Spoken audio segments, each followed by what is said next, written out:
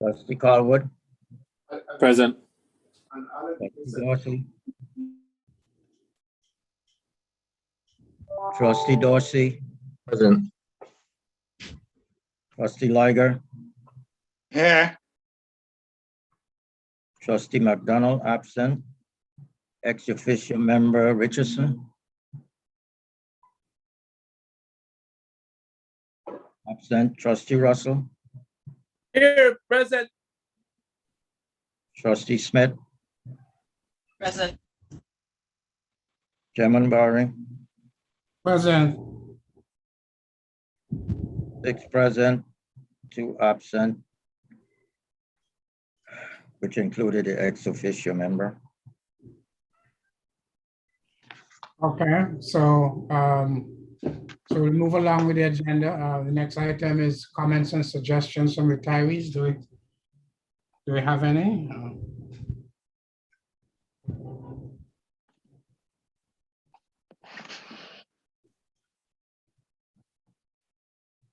Okay, hearing none. There's comments and suggestions from active members.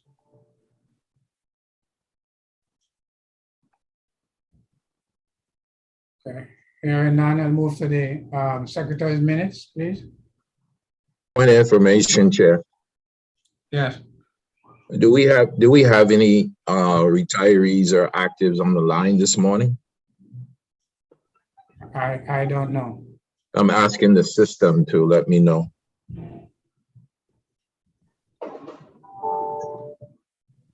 Okay, Is that Mr. Moses who would have that information, Mr. Nibbs, who's online? I will know it could be Good short. morning, there are no retirees online right now.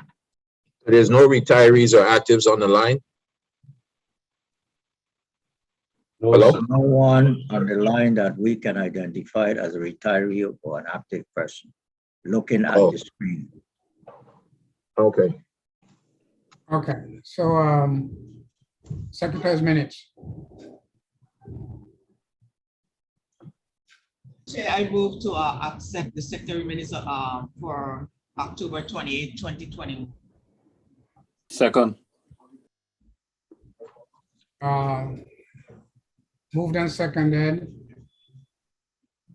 Roll call. Trustee Colwood, Yes. Trustee Dorsey, No. Trustee Liger, Yes. Trustee McDonald, absent. Trustee Russell, I have read them, so I'm not voting. Trustee Smith, Yes. Chairman Barry, Yes. 4 yes, 2 no, 1 absent.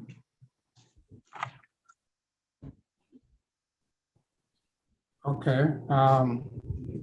So the Well, hold on, Mr. Nibbs, I'm not sure it's 2 no. I believe Trustee Russell is a not voting as opposed to a no. Yeah. 4 yes, 1 no, 1 not voting, 1 absent.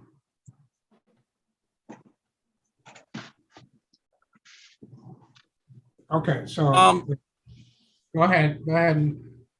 I wanted to add to the agenda, and I'm sure anybody in the community has been made aware of that scathing report of WAPA, and HKT Consulting Group, we voted on an energy package for that group. And I want to add to the agenda a discussion about that WAPA report and how it might affect us moving forward with this group. So I want to add that to the agenda to have a discussion with all of board members so that we could hear how we should proceed, whether we should proceed, whether it might affect it, So I'd like to add that to agenda, discussion about HKT Consulting Group. I move that amendment to the agenda, please. Second, Okay, so it's moved and seconded. Regular session or executive session? No, that's a good question. I didn't think it needs to be in an executive session only because the audit is public. But if you want to amend it to put it in executive session, that's fine with me. Okay, I don't think the audit called any names, my recollection. Exactly. I don't think it mentioned any names. I don't know if we even should have discussed that. So if you wanted, I suspect that should be an executive session at a minimum. Yeah, let's amend it and put that discussion in executive session, please.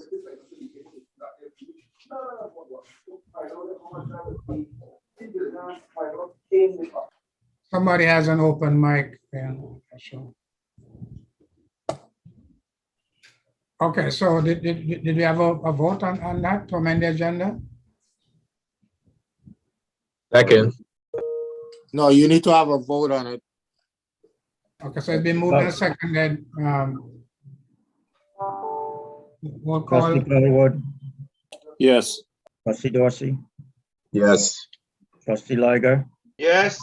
trustee McDonald, absent, trustee Russell, Yes, trustee Smith, Not voted.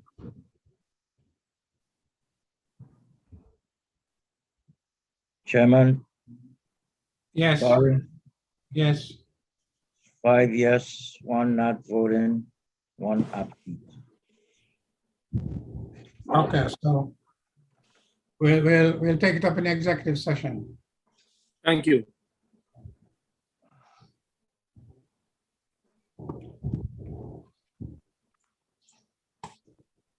Point of information, Chair. Yes, The legal opinion that we're discussing, is that under new business or unfinished business in the executive session?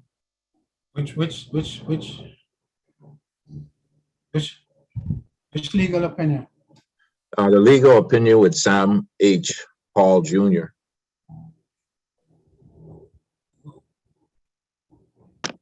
Chairman, Yes, it is under new business executive session. okay, all right. Is that the item entitled Haverside Mall Legal? Yes, Okay.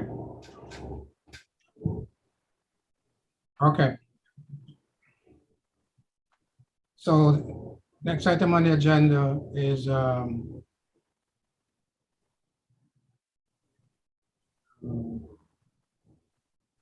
communications, communications and correspondences. there are none, sir. No communication expert. Okay. Next item is chairperson's report. I do not have a substantive report for this meeting.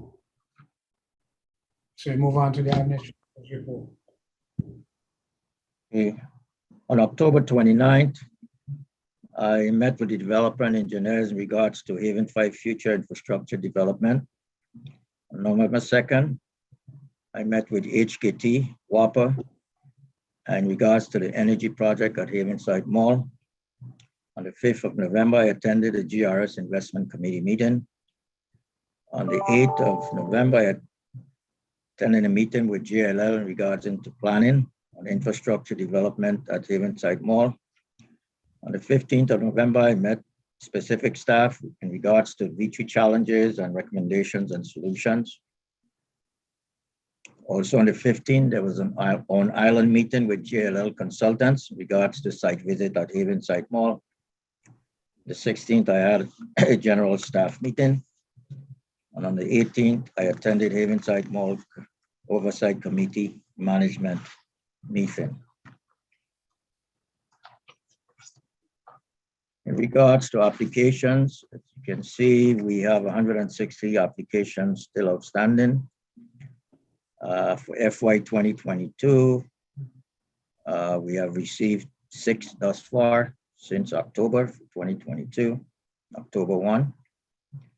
As you can see, the majority of the outstanding applications are in 2021, of 141 out of the 160.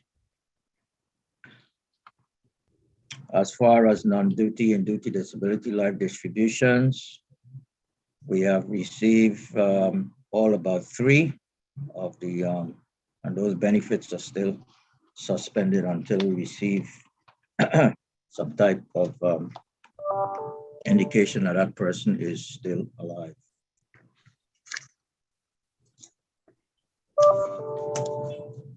In regards to refunds, beginning October, we have 731,935.03 cents. Of that amount, 675,834 are for those that are not vested. Move on to page 6. On the payroll, number of retirees as of the November 15 payroll, 8,676 retirees. For total amount between October 1, 2021 and November 15 payout, $453,661.92. We've added to the payroll from October 1 to the 15th of November, 38 members, retirees, and we deleted 42.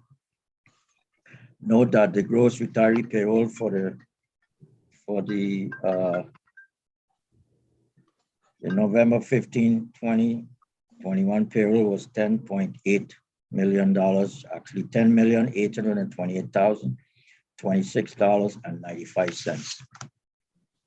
I want to report that for the annual bonus to the retirees, you know, we receive funds from the lottery every year. And this year, for FY 2021, we received $1,316,309.82. There was 7,575 retirees that received that bonus. The payment date was November 22nd, 2021.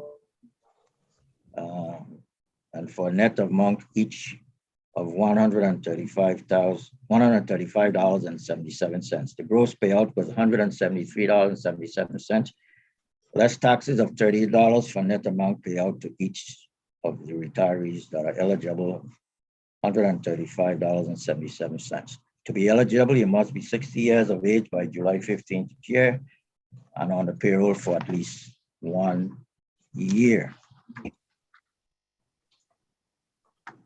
Okay. Also, I want to reveal that in accordance with Title 3, Chapter 27, Section 730, that's the COLA for the automatic COLA for the disability retirement.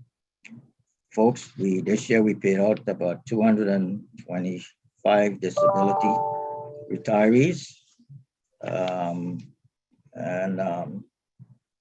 And that amount was a very small amount because you're paying out only 1% or 1.5% increase. So that amount was $2,059.31, was paid out to 225 of those disability retirees, which is considered an incremental, automatic incremental each year. In regards to personal loans, we have, as of October 31, we have 2,055 units left in the portfolio for a total amount of $22,540,416.45. We refunded in October, 16 units were refunded $25,817.91.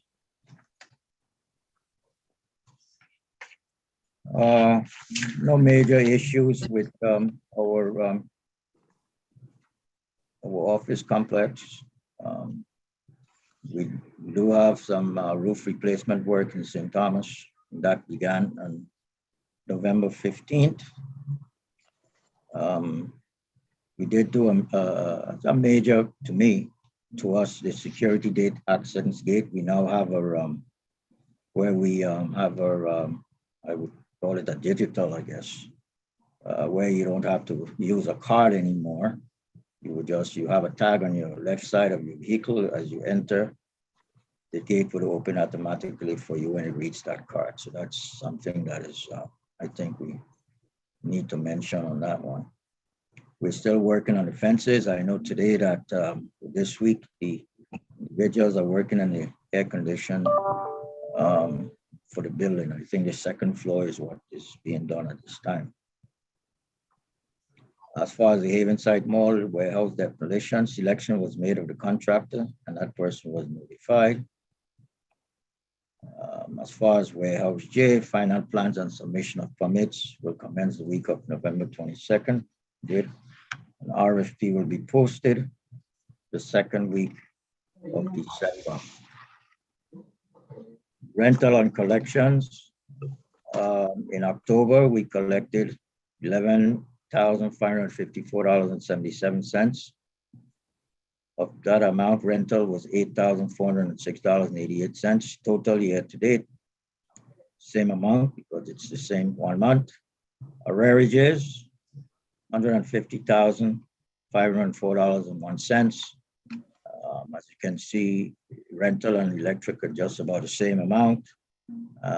This is the first month of the fiscal year, a new fiscal year, so I suspect that's one of the reasons why we may be behind on that. They may have not gotten their appropriations on time. That's my observation. But however, we do send letters to them indicating that their arrears needs to be paid and they need to come up to date. The division of personnel lease, I did sign that lease. After this report was done, it was signed. And Department of Justice, the final leave to DOJ on November 3rd. We're still waiting a reply from Department of Justice. Mr. Chairman, that ends my report.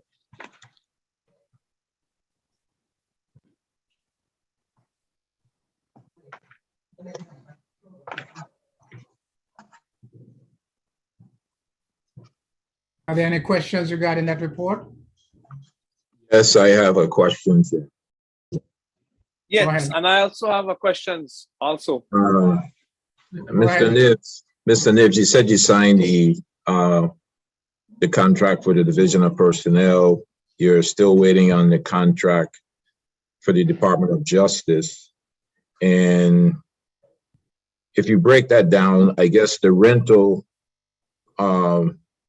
arrears and the electrical arrears. So you're adding those two numbers together for the Department of Justice and for the Department of Personnel, Mr. Nibs, and you're saying that's for the first month of what's owed?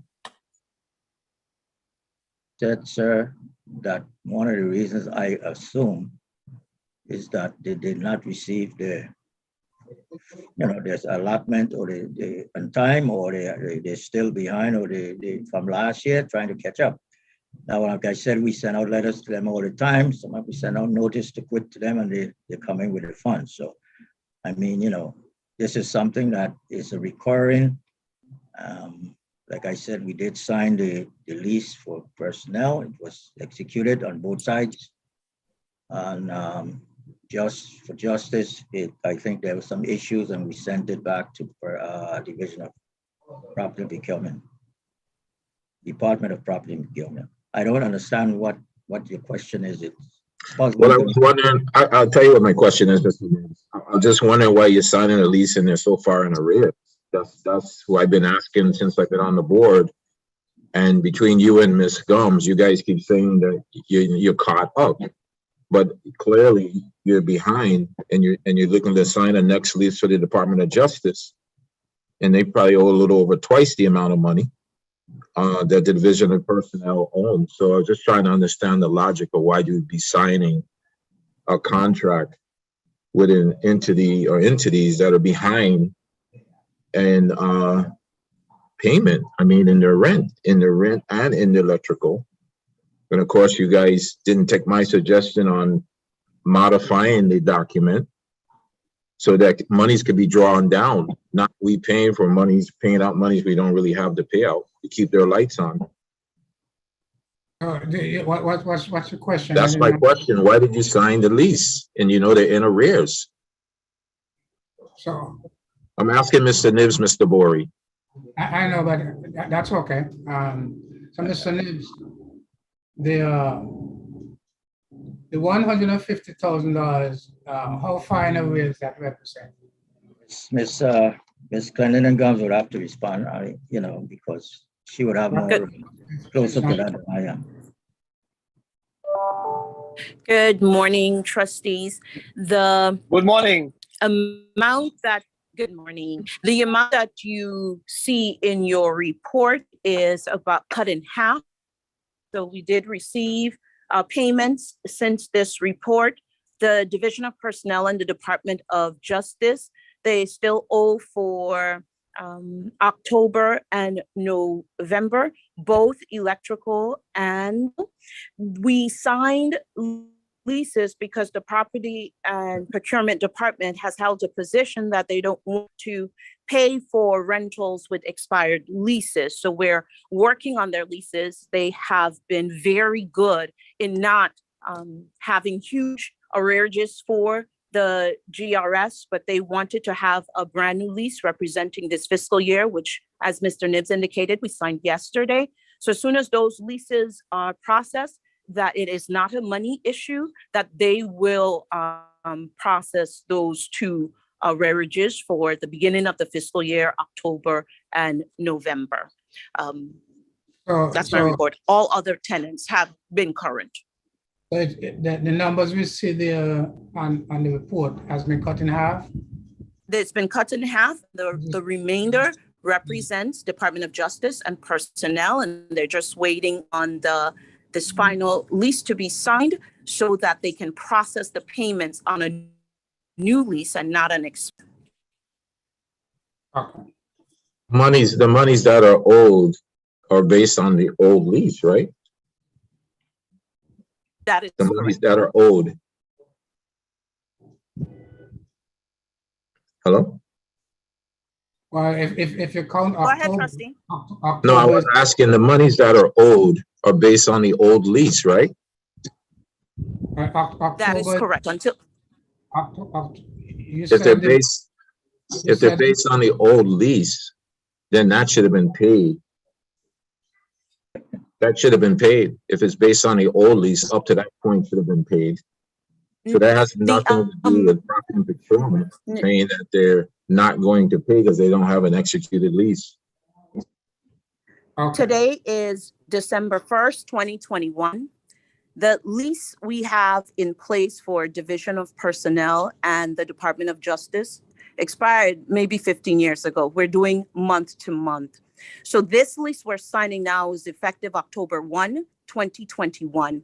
When the October 1, 2021 lease is signed, we will get the monies for October and November and December in the current lease amounts.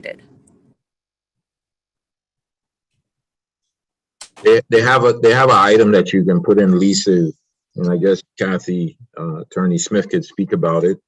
But they have an item when you're rolling over leases where you have deposit monies in there that you can draw down from. For whatever reason, the leases that we have are not set up that way here or the Haven site, I noticed. But because you're not able to draw down for nothing, so you always end up trying to play catch up. So I was just trying to understand the logic, but it seems to me that we need to get an agency that can handle the collections of rents for the system. Experts in the area. Okay, Chair.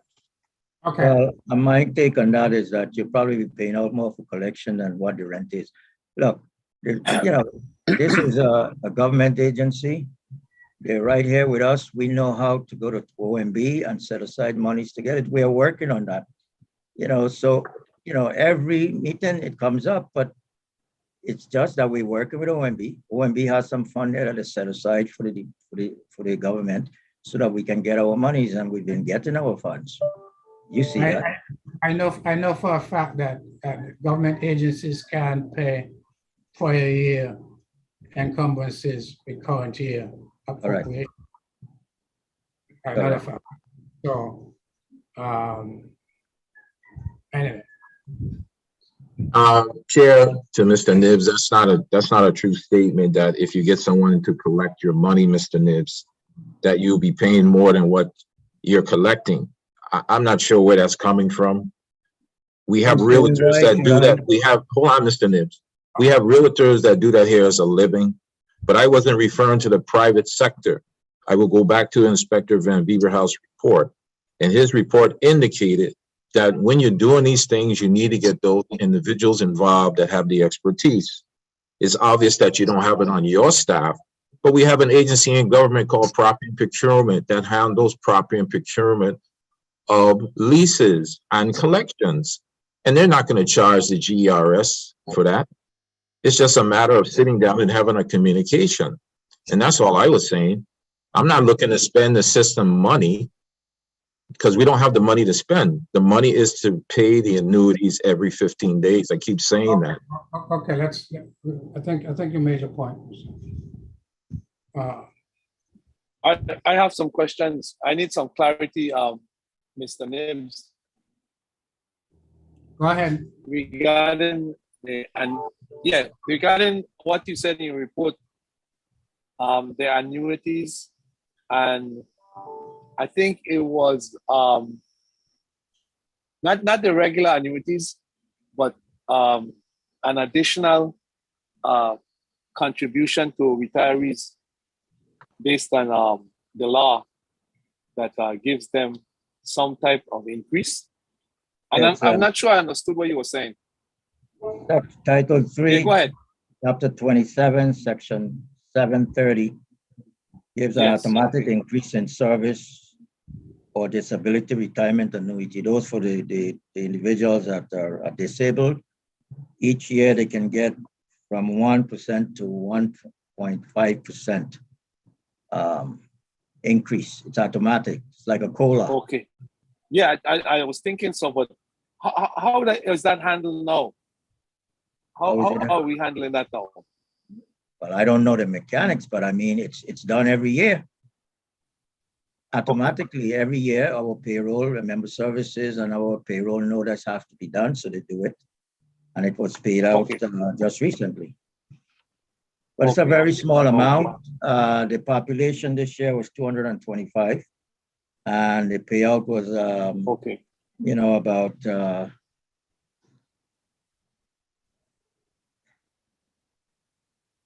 $2,059.31.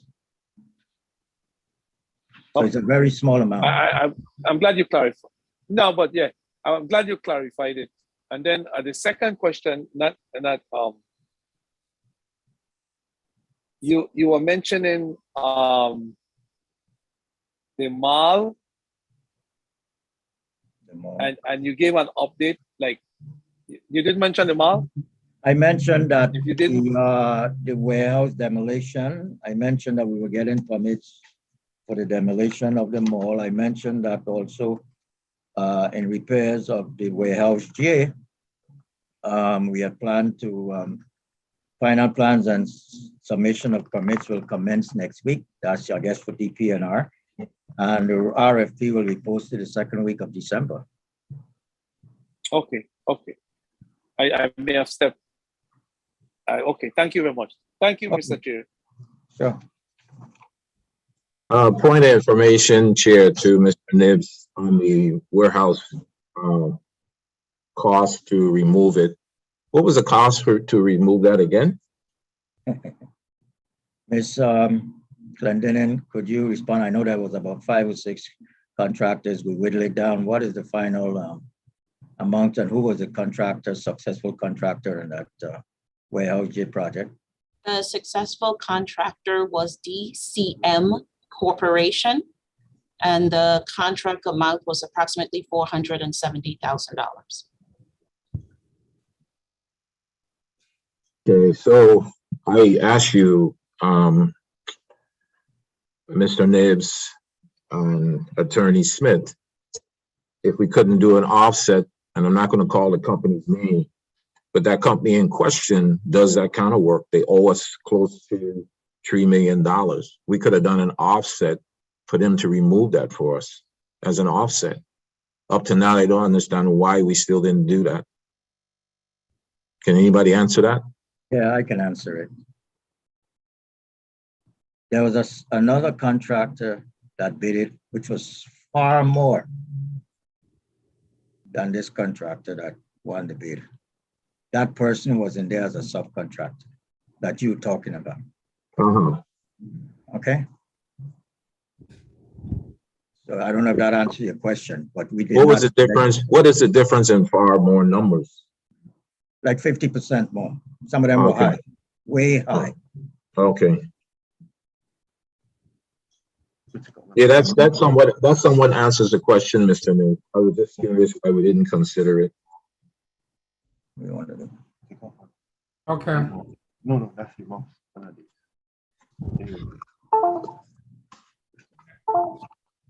Committee reports, are there any committee reports? I just want to make a comment. I don't have a committee report and we didn't meet. But I wanted to make a comment because I want consensus from the board, and I hope some retirees are patched in. I have found out that the legislature is considering a 6th constitutional convention. I am going to hold a committee report, a committee meeting, next week, when everybody could meet. And we want to discuss the constitutional convention and whether the GERS should be involved in the inception of drafting and putting, I think, constitutional protection for the system. And I'm going to have a meeting to deal with that and some other issues. And the other issue that I intend to bring up in the committee meeting is the executive order that I would like GERS to consider as a policy going forward to get funding to deal with WAPA, healthcare, and the GERS. And I wanted as many retirees that might be in line to participate in this policy meeting that we're holding next week. I don't have the date yet, but I want to invite members, because we have a lot of very experienced, well-versed, and expert members, and we want them to participate to give us input on how to proceed. So, Mr. Chair, thank you. I'm going to schedule a meeting, and member retirees, you're invited to participate. Thank you very much. Clarification to Trustee Russell on the constitutional participation. Are we going to put it in as a motion? I think we're going to discuss it first in the policy committee to determine the best approach. Right now, I may have an approach that I'm thinking about, but I'd like to hear from especially board members that are committee members, and also hear from the membership who represent, because that constitution is a fundamental document that all Virgin Islanders should participate in. And as the board of trustees for the GERS system, we need to have some input into how a constitution would be written in the context of what's happening currently with the GRS. So Oh, okay. Okay. Okay, thank you. Mr. Nibbs, what's your position on that request?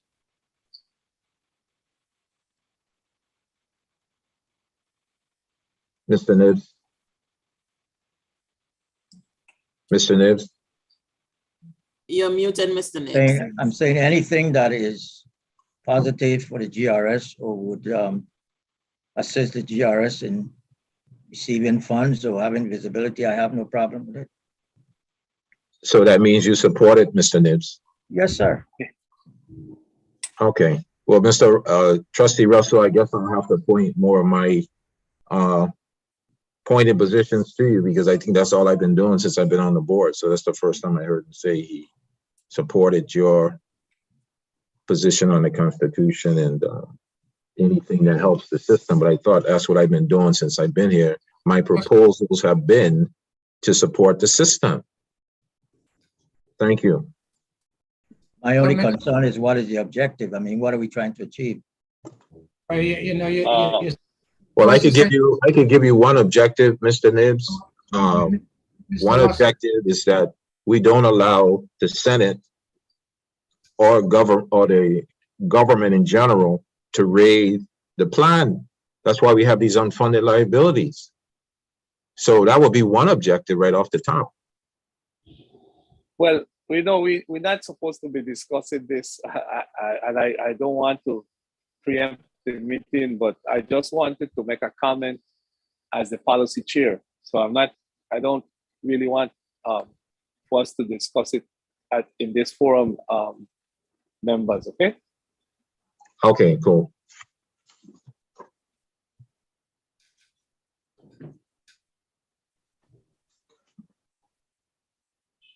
Mr. Bory, I'm finished.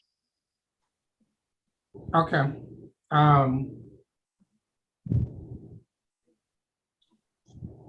Treasurer's report. Okay, I will try to share my screen. Good morning, trustees. Good morning. Morning. Morning.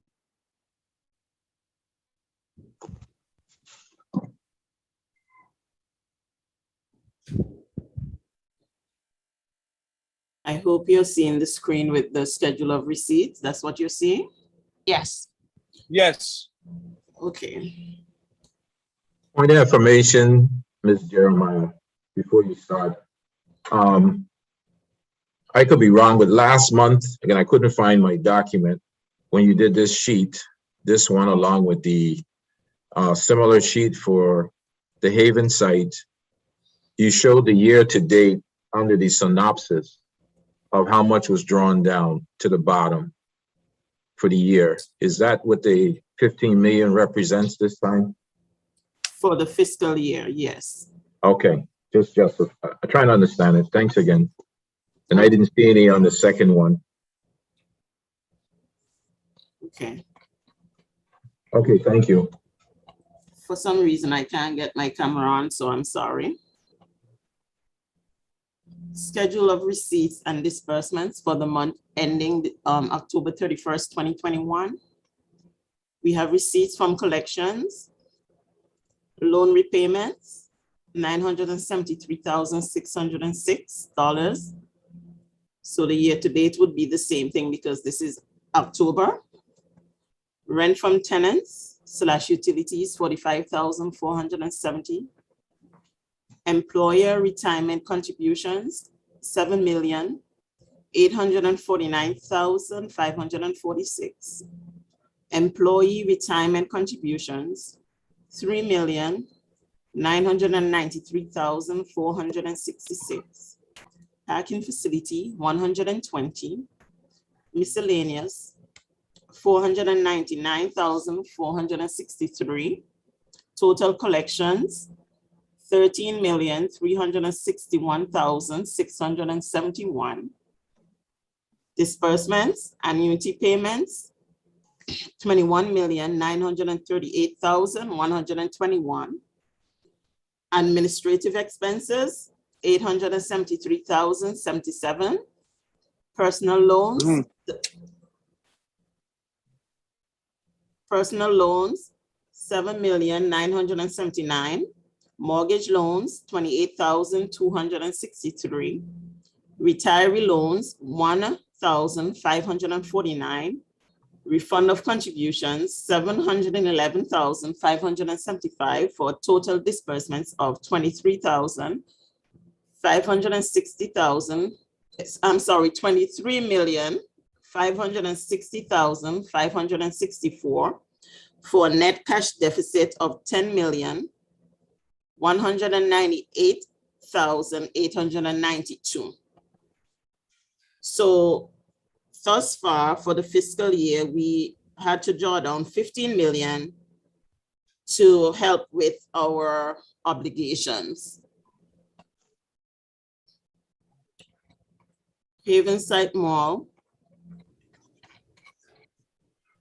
we collected in the month of October 190,722, and we had a total disbursement of 174,335.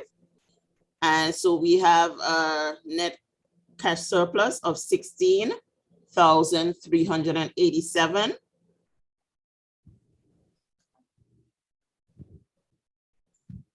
And Havenside expenses were approximately 5% of the budget.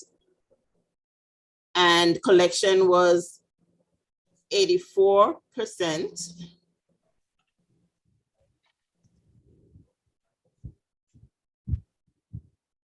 More than it was in the previous year.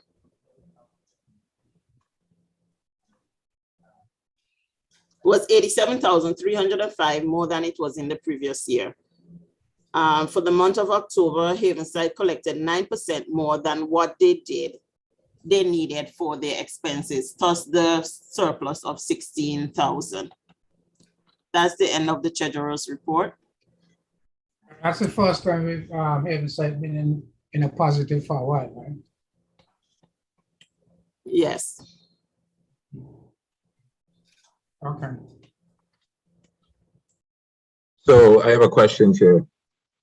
Ms. Jeremiah, so the 15 million that you draw down from the investment portfolio to meet the obligations of the agency, where exactly did the 15 million go? Did it just go to pay the annuities for the first this period, or did it go to someplace else? Was it spread out? It just went to pay the annuity. It went into that account for the retiree payroll. Okay, so what I'm asking, that total 15 million, because the payout was 10 million, so 10 million went in and 5 million went in, or was it split? How was it done? When we draw down the 15 million, the entire 15 million, because we don't want to do piecemeal drawdown, we draw down 50 million, we drew down 15 million. It went into the retiree account, so the balance will remain for the other payroll or the next month. The difference. Okay, so the difference of the 15 million that went into the account, basically there's enough there to cover the next pay period. Is that how that works?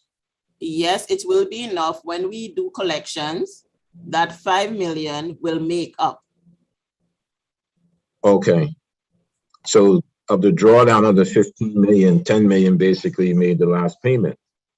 That covered the payment. Correct. Okay.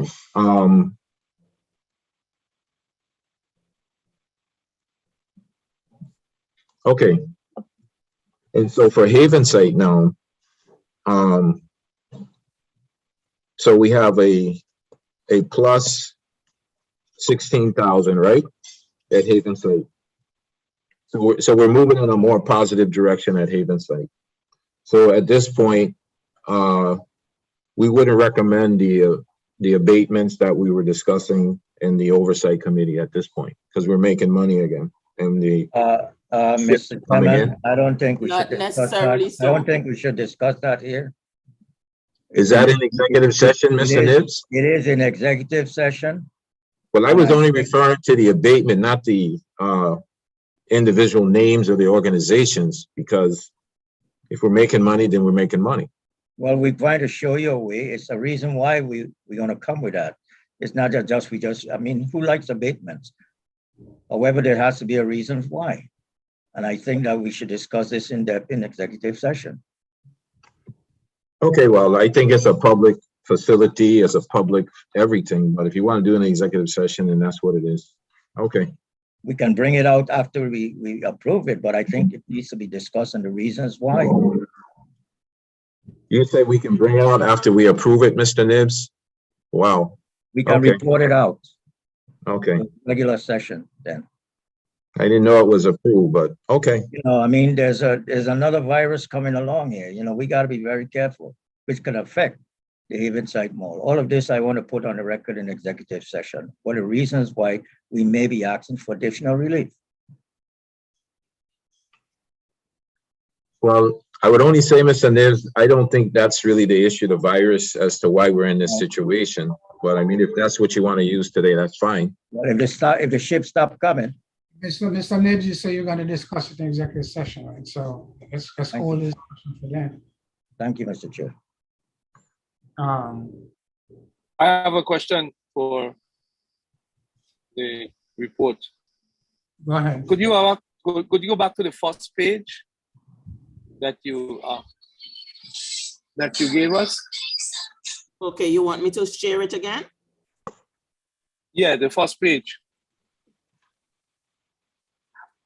I have to call you back.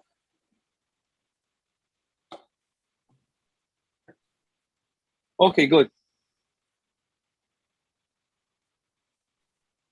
Yeah.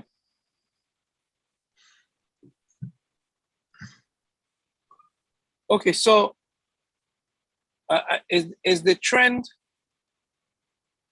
I'm looking at the total contributions and the total disbursement.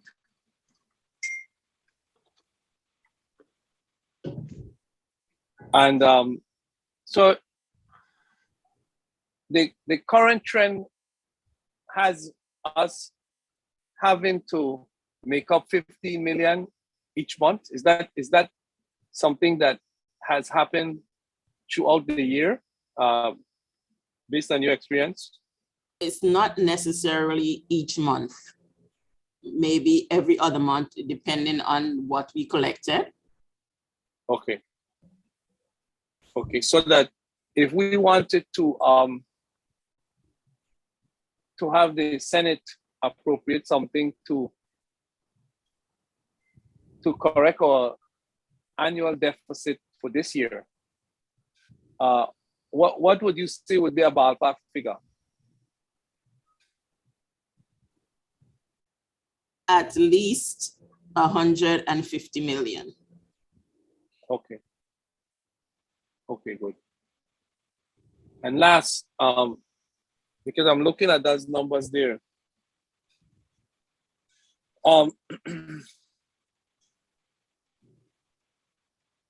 I noted, go to the next page. Next page, I'm sorry.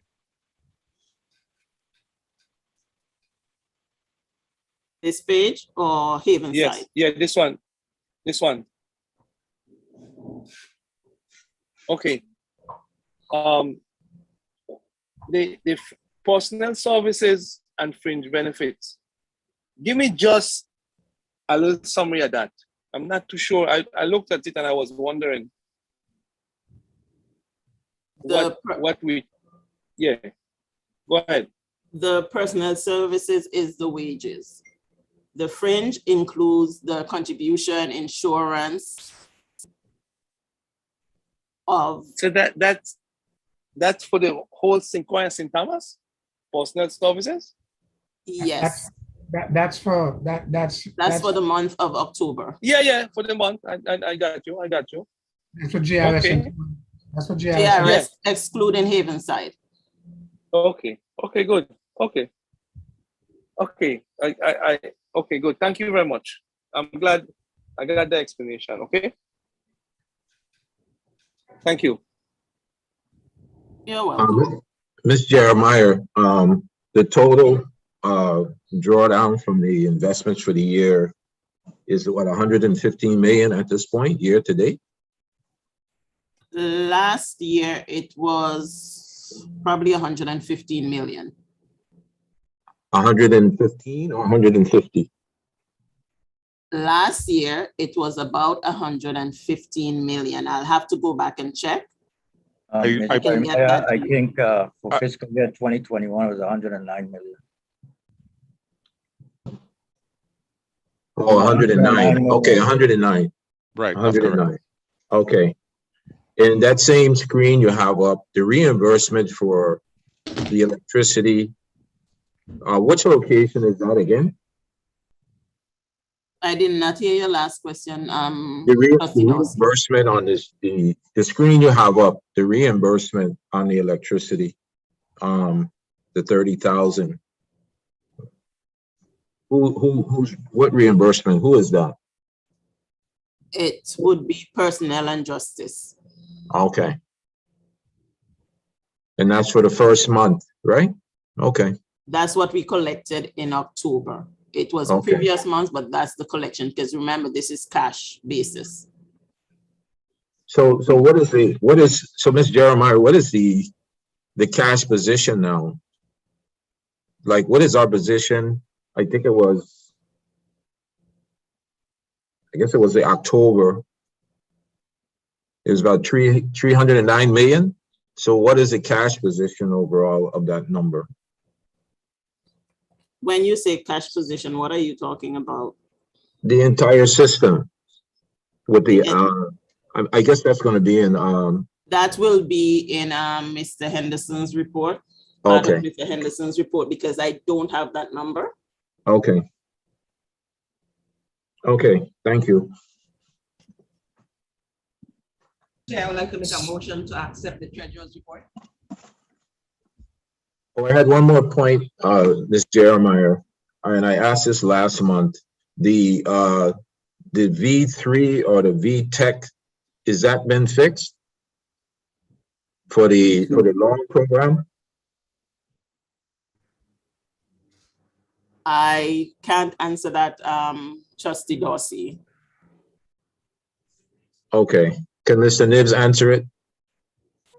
Or Mr. Thomas? Trustee Dorsey. Let's go ahead and accept the report, and then maybe you could go ahead and. So we have a motion on the floor. Accept the report. I second the motion. Who was it? Who moved it? Trustee Smith. I made a motion, Okay. Mr. Nibbs, Okay. to approve the treasurer's report. Okay, thank you. Trustee Colwood, Yes. Trustee Dorsey, Yes. Trustee Liger, Yeah. Trustee McDonald, absent. Trustee Russell, Yeah. Trustee Smith, Yes. Chairman Barry, Yes. 6 yes, 1 absent. Okay, so go ahead and answer the question Mr. Dorsey asked. I think from what I understood, he asking about if the V3 been fixed for the loan. This is something that is ongoing. I would invite Trustee Dorsey to come and sit with Ms. Griot, myself, and maybe the loans people. And Mr. Thomas, and we'll sit down and go through exactly what issues are. To sit here and do it, it can take 3 hours. Because you have different mixes, you have variables. So, I mean, that's what my recommendation would be. Make an appointment with us, come and sit, and we'll show you exactly what issues are. Mr. Nibbs, I was just asking if the system was fixed or not fixed. I asked this That cannot question. be fixed overnight, so it's an ongoing process. I asked this question last month, Mr. Nibbs. The reason why I asked, because I myself, as a member, are trying to get my information from the same system, and I am this December 1st will make 4 months, Mr. Nibbs, right? So I'm not just saying it because I'd like to say it as a trustee. Even as a member, Mr. Nibbs, I haven't been able to get my own information. So I'm asking you and Mrs. Jeremiah if it's fixed. And you I basically cannot saying, tell no, you it's if not fixed. So you're I, saying no. So when you tell me no, Mr. Lynn, you're telling the entire system no. So then that goes back to this report that was just read. And I asked you guys last month, if the system's not correct, how can the report be correct? That's all I was asking. it depends on what you're talking about. I know years I ago was you very had an specific. issue. I was very specific, Mr. Nibbs. I talked about the mortgage loans, the personal loans, and the loan program. I was very specific from last month to this month. You may have a specific issue that. I really don't, Mr. Nibbs, I don't have any issues, you know. Well, I don't I know really what don't have, I don't, when I say I don't have any issues, Mr. Nibbs, I'm asking a general question that a constituent would come in and ask for in the system. It's a basic question about the loan for personal loan and mortgage loan, right? It's a basic, simple question. That's all it is. So you're asking me now to make an appointment to come in, but that would be for all, that would be, I'm not asking just like that, Mr. Nibbs. I'm saying, if you're going to give a report and it's tied to that same system that's not working properly, that you can't get answers as a regular employee of the system, a member of the system now, right? You cannot. I cannot. I'm going on month number 4. So I'm speaking about me now. So how can the report be correct? So don't take it personal. I'm just looking at it, the facts. I called, inquired. I asked you from last month, the same Ms. Griot, bring her to the meeting, let her speak to the body. Let her speak, it's her section. She does this day to day. I don't want to put no pressure on her.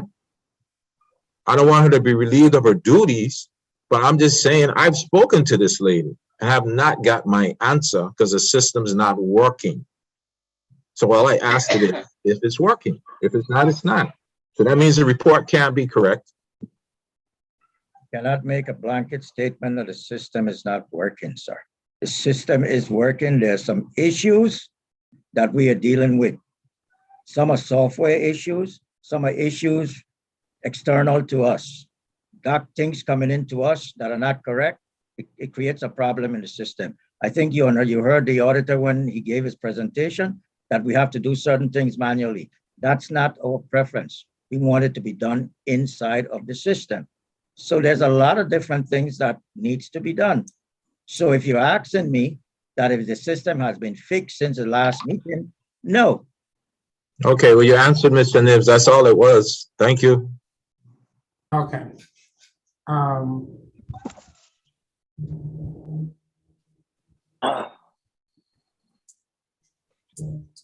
So,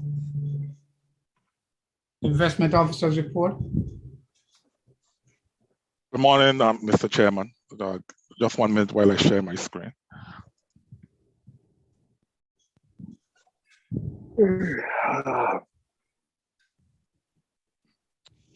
Okay. Good morning, Mr. Chairman, other trustees and attendants. This is an update of the investment portfolio performance for the month ending October 31st, 2021. So we began the fiscal year with flat returns at 0.0. It was actually 0.02, but because of we use just 1 decimal point for reporting purposes. So the fiscal year began, we saw a flat return for the month. Total fixed income was also flat. I think it was 0.03 return, which was in line with its benchmark.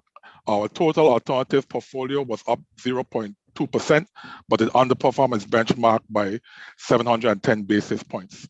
Our Pew Capital active bond manager returned negative 0.1% and slightly underperformed its benchmark by 7 basis points. Our BlackRock US debt index fund return was flat as well. And our Mesero funds returned negative 0.6% for the month ending October 31st, 2021. What did that align to in dollars? 1 second. So we ended the month at approximately 421.5 million. This excludes the member loans program and the St. Thomas and St. Croix complex assets.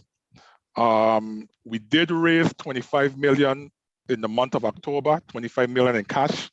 to replenish our cash reserves.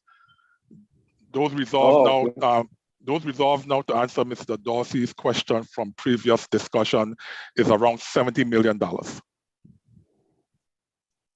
So we rebalanced the allocation of cash back to that 15-16% threshold that we have as per the dynamic asset allocation. So if you look at the activity for the month, we began at a market value of about 436.6 million. We had a net cash flow of 15,043,000. That 15 million that was discussed earlier as well went to pay benefits and expenses. We had income of 403,173. We had an unrealized loss in value of 395,577, which brought us to the ending market value of 421,541,619. As it pertains to fees paid for the month, we paid $44,000 month to date in investment management fees. That was for our Pew Capital. Year to date, we've paid out $582,000 calendar year to date, and that consists of $443,000 in investment management fees, $94,000 in investment consultant fees, and $45,000 in custodian bank fees. And of course, our fiscal year to date, we've paid, because the fiscal year and the month to date will be synonymous since the fiscal year has just begun. As it pertains to securities lending, we earned $800 for the month. Year to date, calendar year to date, we've earned $10,000.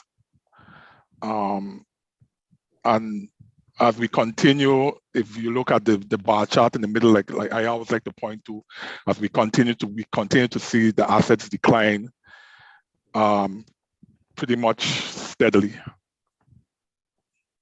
Mr. Chairman, that completes my report for the month. I'll be happy to entertain any questions. I have a question, Chair. Go ahead. I was just referring to the net cash flow. That was the first month. That was the 15,043,926. That is correct. So the 15 million we drew down for benefits and for benefit payments. That 43 million was actually the fees for the investment management. 43,000. Right, for 3,926.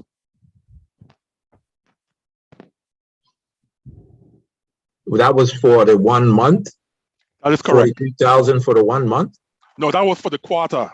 For the management fees, yeah, that would be for the quarter ending July 1st to September 31st. I mean 30th, I'm sorry. Okay, where does it say that on here? It wouldn't. I mean, just for purpose of this meeting, I try to keep the information a little concise. But if you want, I could send you an actual spreadsheet that shows the quarterly, the quarterly amounts that we paid out to the managers. If you so like, Trustee Dorsey. Well, I think it should just be part of the whole process because it's an expense, and we just need to see how it's broken out because that just kind of sticks out. So what is the difference in that year-to-date number of is that 94 million? That 94 million, the second number year-to-date. What's the difference in that number and the number that Ms. Jeremiah gave me for last year? Is that there's a difference in the two because you're saying year-to-date. So is this a calendar year-date number? So year-to-date, this year-to-date number would be correct, calendar year-to-date. Calendar year, okay. So the number that Ms. Jeremiah gave me was a fiscal year. Fiscal year. Well, you can see that's very confusing. Not necessarily for me, but okay, and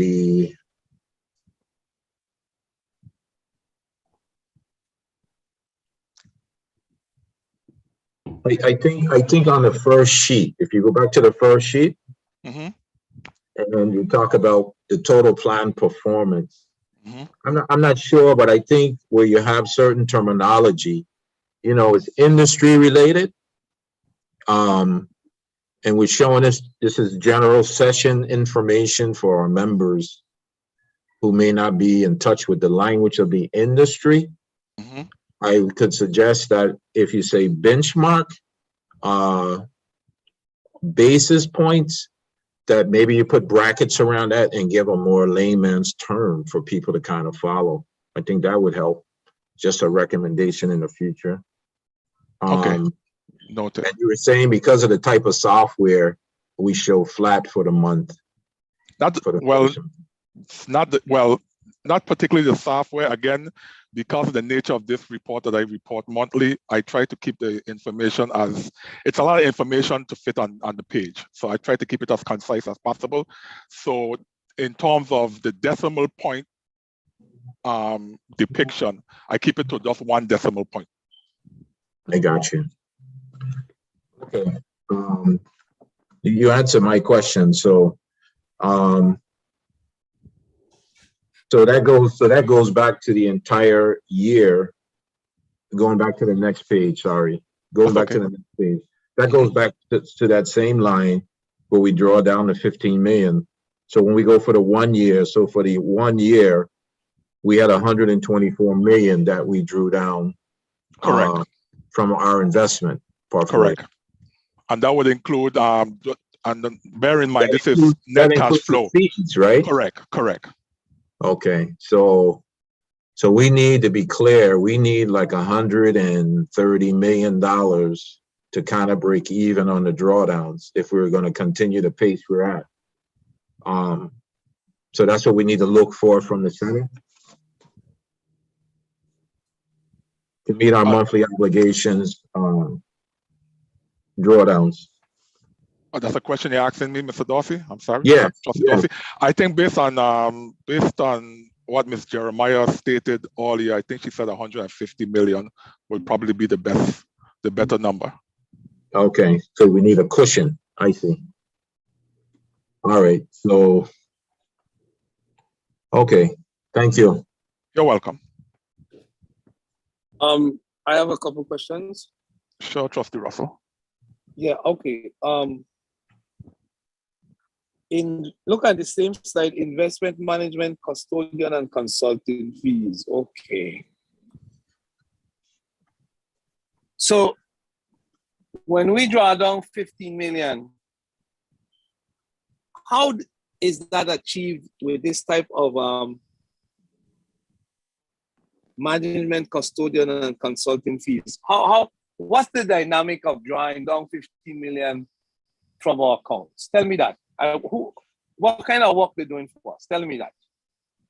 Okay, so to understand the dynamics, we'll have to go back primarily to the dynamic asset allocation that the board adopted back in 2015, which, because of the projected lifespan of the fund, it was determined that we need to keep X and X amount of cash on hand to cover to cover our annual expenses as it pertains to the benefits and expense payments. Because I mean,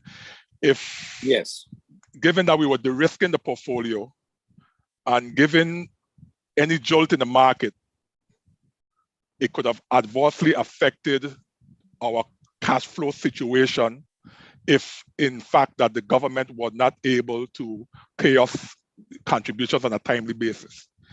So okay, I'm with you so far. You're with me so far. Okay. So based on the plan, we are. I'm with you. We technically we always have a certain percentage of cash on hand, which I think right now is 15% of cash on hand to cover the benefit expenses as needed. So shortfalls, exactly. So yeah, I'm with you. So we actually have a dedicated account, a cash account that I rebalance, or that we rebalance periodically as flows are taken out. You could say because if nobody else contributing and you doing it, I good with that. So it's a team effort. So we rebalance back to that threshold anytime that cash balance falls below that target. So Okay. the fees that you see on the side are well, the activity, it's never known as to when accounting would need that draw. But like I said, to have it on hand when needed, and as part of our de-risking mechanism, we have that cash on hand to be able to pay benefits whenever the need comes up. Okay, I see there seems to be a bit of interest in delving deeper into this particular report, right? I suggest it might be a good topic for an investment committee meeting. Yes, I think, I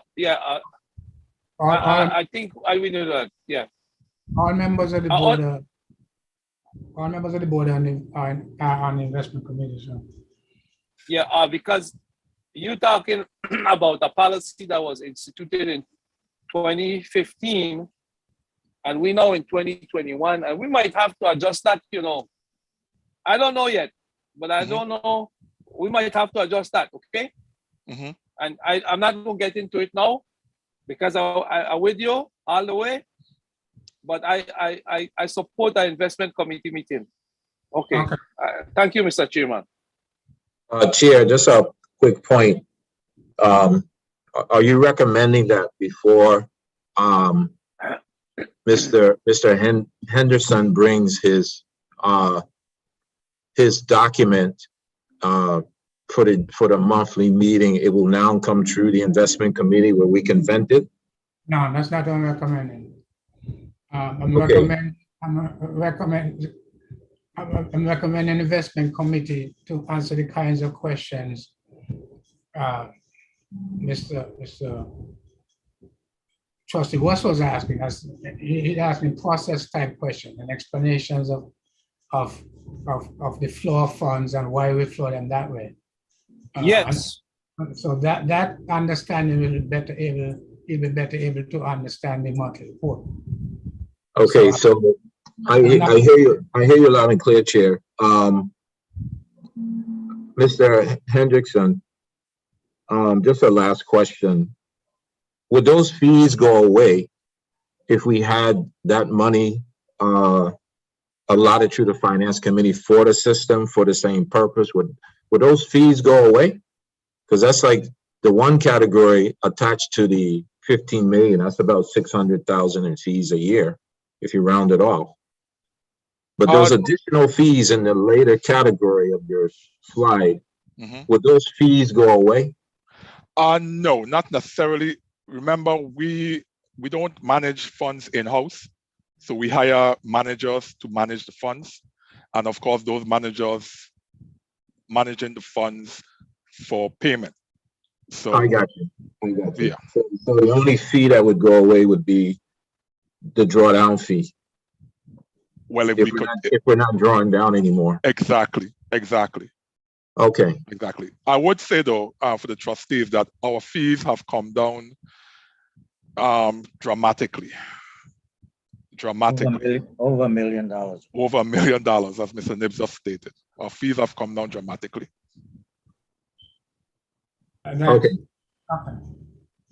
Okay, thank you. You're welcome. Mr. Chair, I have a question. Levin, could you explain why your report is saying that we drew down 25 million, but in the Treasurer's report, it's reflecting 15 million as a drawdown for the month of October? Sure, Counsel. So the 25 million you've seen on the report was not actually a draw. It was a raising of funds of cash from one of our managers to replenish the cash account. So the cash actually did not leave the investment fund. It just was reallocated we sold shares from our BlackRock US debt fund and placed the cash into a cash account. So the funds didn't actually, we haven't drawn those funds down to pay any expenses. And then the 15 million would then be drawn from that cash account? Correct. Okay, I see. All right. Correct. All right, thanks. You're welcome. Okay. So do I hear a motion to accept that report? I move that we accept the report. Second, Been moved Trustee and Colwood, Yes. trustee Dorsey, yes. trustee Liger, Yes. trustee McDonald, absent. Trustee Russell, Yes. trustee Smith, Yes. Chairman Barry, yes. 6 yes, 1 absent. I'd like to make a comment. I don't look forward to that investment committee meeting, and we should open it to members so that they could understand the dynamics of how and the details we managing investments as a board, and since it's their money, they need to know. So I encourage members, some of them online, I noticed that now, to participate in some of these meetings. Thank you very much.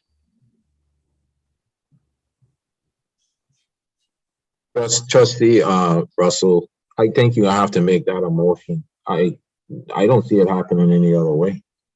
We barely have anybody showing up. Well, we need to encourage our members to participate, and we can't force them, but I think we could reach out in meetings like these and spread the word, because we have some very well-educated, well-versed retirees in the system, and they could add and contribute in ways that we don't see them contributing now, because the meetings, I see 22 participants here, and Mr. Nibs, you said it, over 8,500 retirees, you know what I mean? And if we're going to advocate for the system, we need numbers. We need numbers to go to the Senate. We need numbers to start promote a system that will be viable. So I won't make a motion now, Mr. Dorsey, because it has to be voluntary and people have to have the interest themselves. So I'll leave it there. Thank you very much. Thank you very much, Mr. Chair. Okay. All right, so to move on to the next item on the agenda. Approval of the Jones Lang feasibility results. Mr. Nibs, you want to introduce that topic? Yeah, the document was circulated. As you know, the board had requested that they authorize the administrator to sign a contract with JLL to first initially do a feasibility analysis to determine if the planned project at the Havenside Mall was a viable project. On October 24th of November 2021, they responded to us. It's a lengthy report. However, it seems to be favorable that the project would be viable, and they would like to move forward with the other steps or the other part of the project. So unless someone else has questions, I mean, it's a very lengthy report. Yeah, I have a question, Mr. Nibs. Before the question, I just need to get clarification. So this is a report to indicate to the board whether the proposal is viable, that as a prerequisite to determining whether we want to engage in the lease? In the ground lease, yes, sir. Okay. Okay. So from, as you understand it, given that the report is indicating that it apparently is a viable undertaking, what is the next step? The next steps, what they would have to do is they would obtain cash flow information from the developer. I'm not talking about what they will have to, I'm trying to understand, so. Well, they would have to negotiate a ground lease and come back to us with their recommendation. They're gonna assist us in negotiating the ground lease. Correct. They'll make a recommendations and then we would, they would determine if we accept those terms. Obviously, a lot of terms are going to be a back and forth. I don't think it's going to be something that's going to be done overnight. It's going to probably be out maybe 60 days, 90 days out. Hopefully less than that, but that's the next steps. Okay. So so you're gonna need approval for that, or the fact that we have a positive report logically extend to that step? Well, it's just that we have a positive report and I really don't need approval of it. This was really for discussion and just to an indication if the board have any questions or concerns, or if there's none, then we would go forward. Then you're actually authorizing me to go forward and say, hey, go ahead with the next steps. I don't think we need a vote on that. The board already approved the contract. Let me ask you a question. What do you need a board vote on today as far as this project is concerned? I need a board vote on number 2, which is to amend this existing contract. Okay. Of I'm 9. talking about with respect to this. I don't need a vote on this, sir.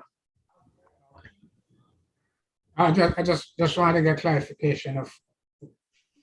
All right, so this is an informational report? Yes, and with what the conclusion is, I don't think anyone, I haven't heard any objections. We haven't started to discuss yet, so but I'm just. Oh, okay. All right. And any questions? But Mr. Chair, I have a question. Hello? Mr. Hello? Nibs, hello? Hello? Hello? Yeah, Mr. Dorsey, go ahead. Yeah. Hold a Mr. second. Nibs. Hold a second, Mr. Dorsey. Tony Williams, go ahead. Yeah, Mr. Nibs, you referred to November 24th, 2021 report from JLL. Memorandum. Is that what? I'm sorry? The memorandum. Right. Is that what you're referring to as the lengthy report, or is there another report? No, that's what I'm referring to, Attorney Williams. Or the A lengthy memorandum. Oh, I see. Okay. I'm sorry about that.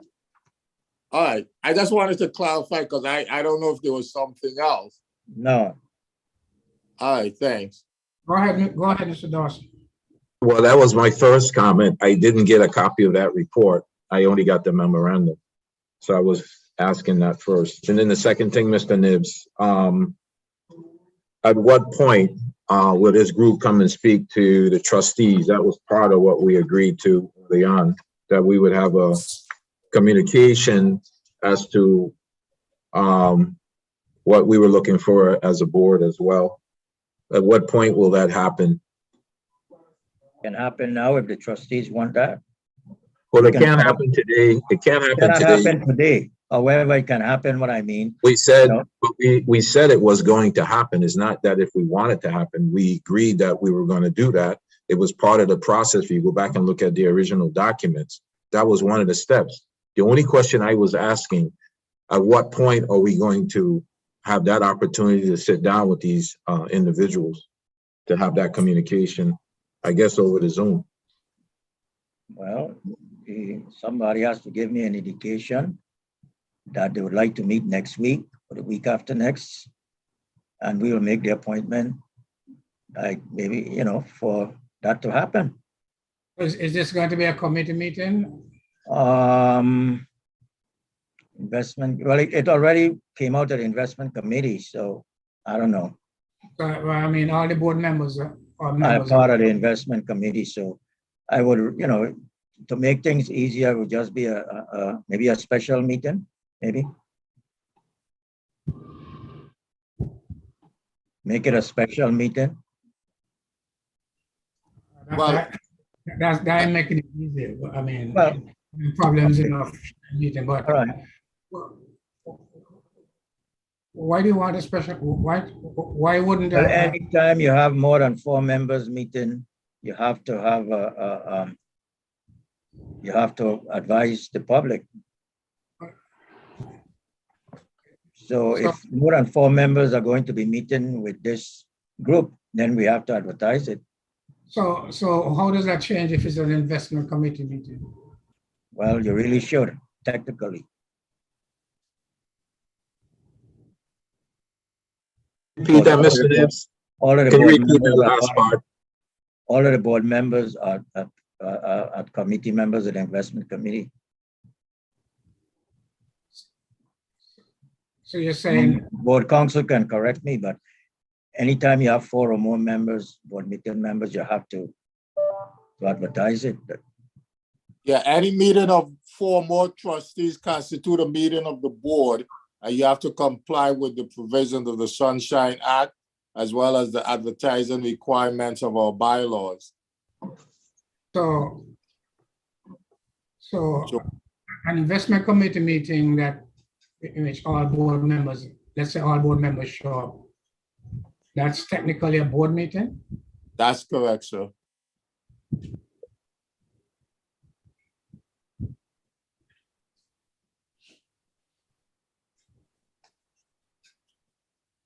Okay. Is there a problem? I'm trying to figure out what we're doing here. No, well, I trying to add something here because some of these meetings in the morning conflict severely with my court appearances because every court meet in the morning, whether it's a criminal calendar or civil, is there an aversion to having meetings in the afternoon or evening when we have something particular to consider? I'm just throwing it out because I still have an active practice. Yeah, in the past, I must say in the past, we used to have all these meetings usually in the evenings. Maybe beginning at 4 o'clock or something like that, or 5 o'clock. We used to have the meetings. Yeah, I could agree to that because, you know, these morning meetings, I had a conflict this morning. I got out of it, but it's part of what prevents me from actively participating in all these meetings. That every meeting got to be morning, and it don't work for me. Well, You know, some of these meetings could be in the afternoon. The regular or board evening. meetings historically has been in the mornings. But I'm talking like special meetings or committee meetings. We usually have those, you know, later on in the day. But Okay, a good. regular board meeting is always 9:30 unless something Yeah, happens. no, I don't mind that, but I am suggesting to the chair and the members that when I want to meet with this group too, I want to meet with it, but I don't want, you know, if I have to choose between, you know, my profession, you know the choice I have to make. So Yeah. afternoon meeting or evening meeting is fine with me with some of these meetings. I just want to throw that out to other the board of trustees and some of the members that listening. Okay. Yes, sir. Well, Trustee Dorsey would work with you, Trustee Russell, if you have situations. We all have situations, so it's a give and take. So I don't have an issue with it. I can only speak for Okay. myself. Mr. Chairman, my recommendation for meeting with JLL would be it to be held as a special meeting, and it be held probably in the afternoon or the early evening for a couple, well, maybe an hour and a half, or, you know, something like that. Yeah.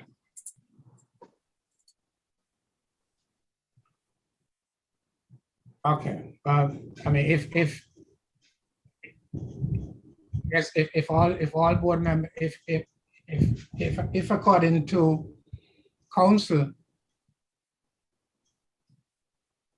any meeting with four members present constitutes a quorum, I guess that it's kind of a moot point to what they call it a special meeting or committee meeting. Not sure I understand that, but Well, there's may I, Chairman? yes, The issue here is if I call a committee meeting and I got 3 committee members, and then other members decide to show up, is it converted to a board meeting, or is it simply a committee meeting where other members show up who don't vote but just want to participate? Maybe legal counsel need to clarify that. Even so, I mean, a committee meeting usually have 4 at a minimum, and that constitutes a quorum. So in that respect, any committee meeting constitutes a quorum, will be considered could be considered a meeting. Almost all of them, the budget committee meets. We have 4 people meeting. Every committee has at least 4. So it would mean. So we need clarification. Yeah. So, I was just, Chair, I was just asking, what is the issue? Right now, I'm trying to get clarification on what is the issue. Is the issue that more people, or you weren't aware of it? It's in the bylaws. I'm asking a legal question. I need the attorneys to respond to me, please, if you don't mind. You asking a legal question of the bylaws? Okay.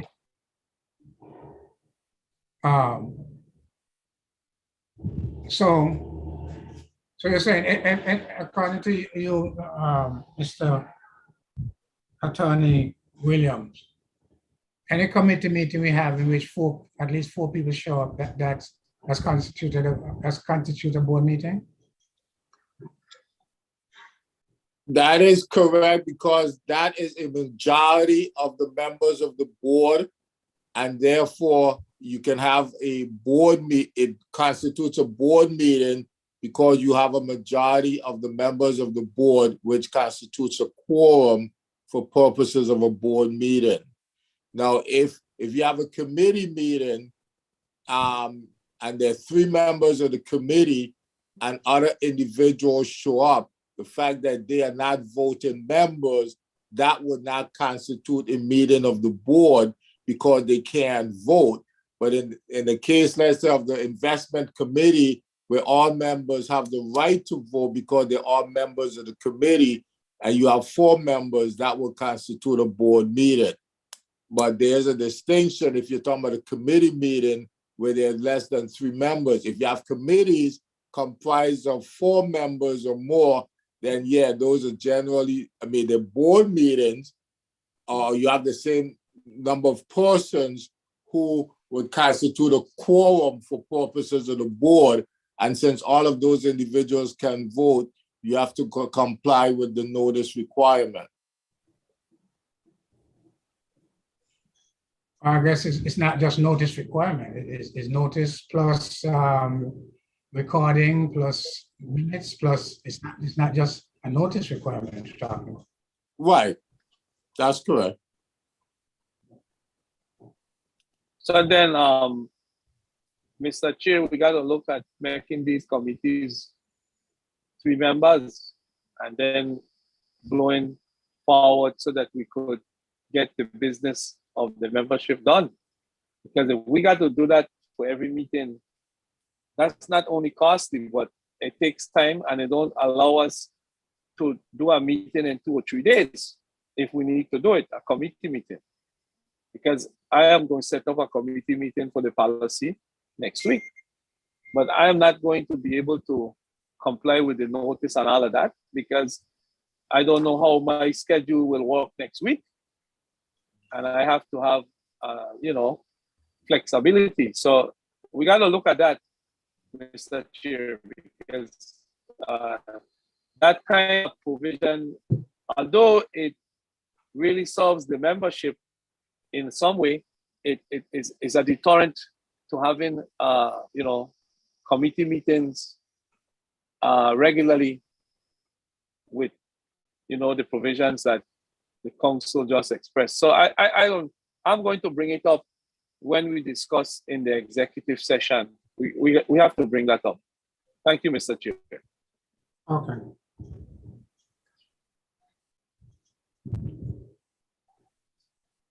All right, so going back to your LaSalle thing, Mr. Nibs.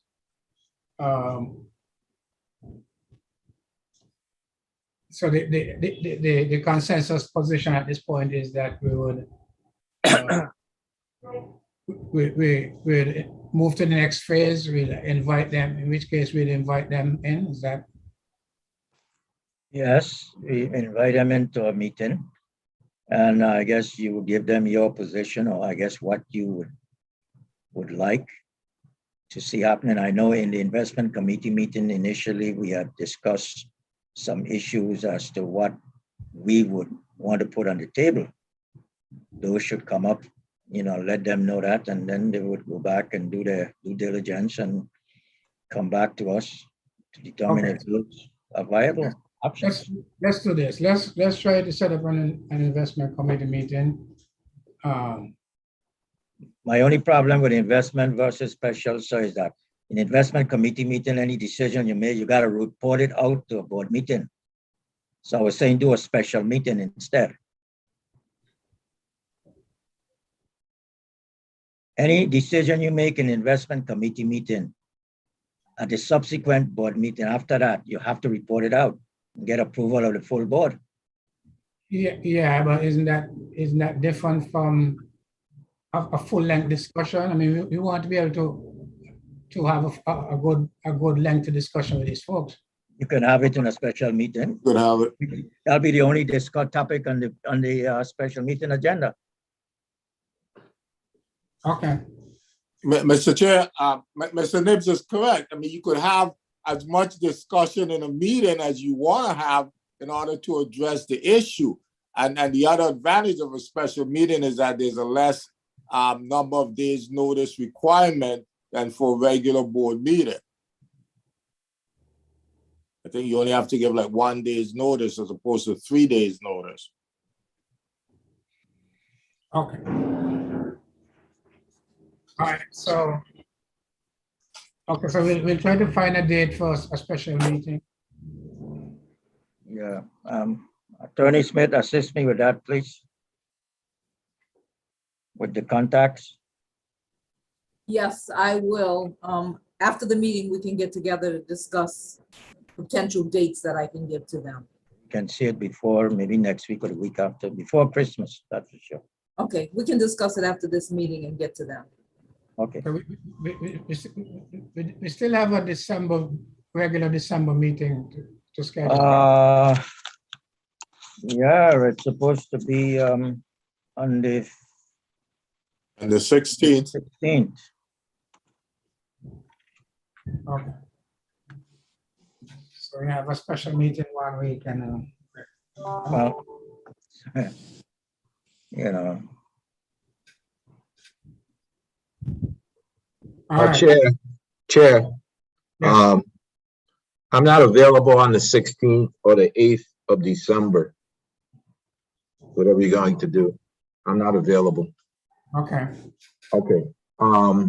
Also, since the same document talked about the tax incentives that they would be looking for, can we also invite that organization to the meeting, a representative, so that maybe we can collaborate with this from a government standpoint to get the best deal, since we're going to be looking to give out tax incentives? Which organization you're speaking to? The EDC program, tax incentives. It's in the same document on the last page. I won't, I wouldn't do that. my personal view would force not to do that. Well, I meant with the consultant, not with the company. It's a government agency. We're supposed to be on the same team. My personal view is I wouldn't do that. Well, legal counsel, is there a legal reason why we shouldn't do it? Good morning, Mr. Dorsey. This entity, the consultant would not be involved with the EDA or anything to do with it. It would have involved the individual who's seeking the benefits. So I don't think they would. Oh, no. That's not what I'm saying, Attorney Smith. You're coming from a totally different direction. That I'm not understanding your question. Right. My question is, this is another government agency looking to give benefits to the organization. The consultant that we're going to meet with, who's doing the due diligence, he represents our interests. Our interest is one interest, the interest of the government of the Virgin Islands, in this case, the retirement system. We happen to have a sister agency that gives incentives for developments to come into the community. And all I was saying, there's a way that we can combine our efforts to get the most bang for our buck. I was asking Attorney Williams, is there a legal reason why we wouldn't invite this organization? So As that I we can be on said, the same Mr. page? Dorsey, this entity is contracted with the GRS, not with the individual who's seeking the benefits. You're still missing my point, Attorney Smith. Okay, then I'll let Attorney Williams answer if he understands what you're asking, because I don't. I'll ask you that. Go ahead, The question Attorney. is there a legal reason not to invite the EDC to the meeting? There isn't a legal reason not to invite them or legal reason to invite them. It's up to the board as to whether or not they want to invite them, and then it's up to them as to whether or not they want to accept the invitation. You know, they may take the position that Attorney Smith is taking, that we really don't have any jurisdiction or any role to play in whether or not they give EDC benefit to ABC company. And I think that would likely be their position. So they'll probably say, well, why are we meeting with the GRS? I may be wrong, but on the other hand, they may see it as an opportunity. But to answer your direct question, there isn't a legal reason to do it or not to do it. There's none that says you have to do it or prohibit you from doing it. I think it's really up to whether or not the majority of this board wants to invite them, or and secondly, whether or not they want to accept the invitation if the decision of this board is to invite them. I hear you too, Attorney Williams. You got it halfway right. I would just say this. I guess this board has never did the type of collaboration with other agencies. And I would just go back to the Inspector General's report. Since we're talking about these type of benefits, the report talks about bringing in the expertise. In this case, we are lucky to have, again, a sister organization in the government of the Virgin Islands that could assist us in moving forward. Again, if we did it as a collaboration, and you have to look at it from the mindset that is one government at the end of the day, and we're trying to save this system. And by coming with a united front for once, because it sounds like it's never been done before, I think it's a win-win. Maybe I'm presenting it the wrong way. Maybe Trustee Russell could present it in a different way. I don't know. Mr. Chairman, may I add something? Hold a second. So just it's clear in my mind. So we're talking about inviting the EDA to participate in a meeting between GRS and its consultant about what? I mean, we're advocating. Are we going to be advocating for the tax incentives? No, I mean, what? No, we're not asking them to give them any tax incentives per se. They What are- already, the developer, the What are we developer, inviting? What are we the- inviting? the developer in the initial meeting indicated on his first project, he had gotten, listen what I'm saying, you want me to answer, I go answer. The developer said in the first meeting that he received EDC benefits. And he said for this project, if it goes through, he'll be looking for EDC benefits again under a different corporate structure. The only thing I was saying is to our advantage as a government, which we don't do a lot of, which is called collaborating, that we can come as a team to the consultant. It's just a conversation. Like the Council Williams just said, they may say no. Then again, they may say yes, and what took you so long? But we don't know unless we ask the question. So we're not losing anything by bringing them in, unless I'm just stepping on some people's toes, I don't know. But to me, it seems to be straightforward. Okay. To me, I agree with Dorsey. If we get more players at the table, we could get a better understanding of how the dynamic of the relationships might work to our benefit. And if they don't accept, that's fine. But if they accept, it just gives us more information to represent our members. So I agree. Mr. Chairman, Yes. I think we need to understand what the objective of what we're trying to do. Our objective is to negotiate a ground lease. The issue of negotiation of EDC benefits is between EDA and the developer. That's where I was coming from. My question. Thank you. But I'm not sure. I mean, if it's the board decision, I guess we could have a vote on it. I mean, I don't understand. I would not vote in favor of that. Just let me speak for myself. Chair, I would just say this. I would not support it either.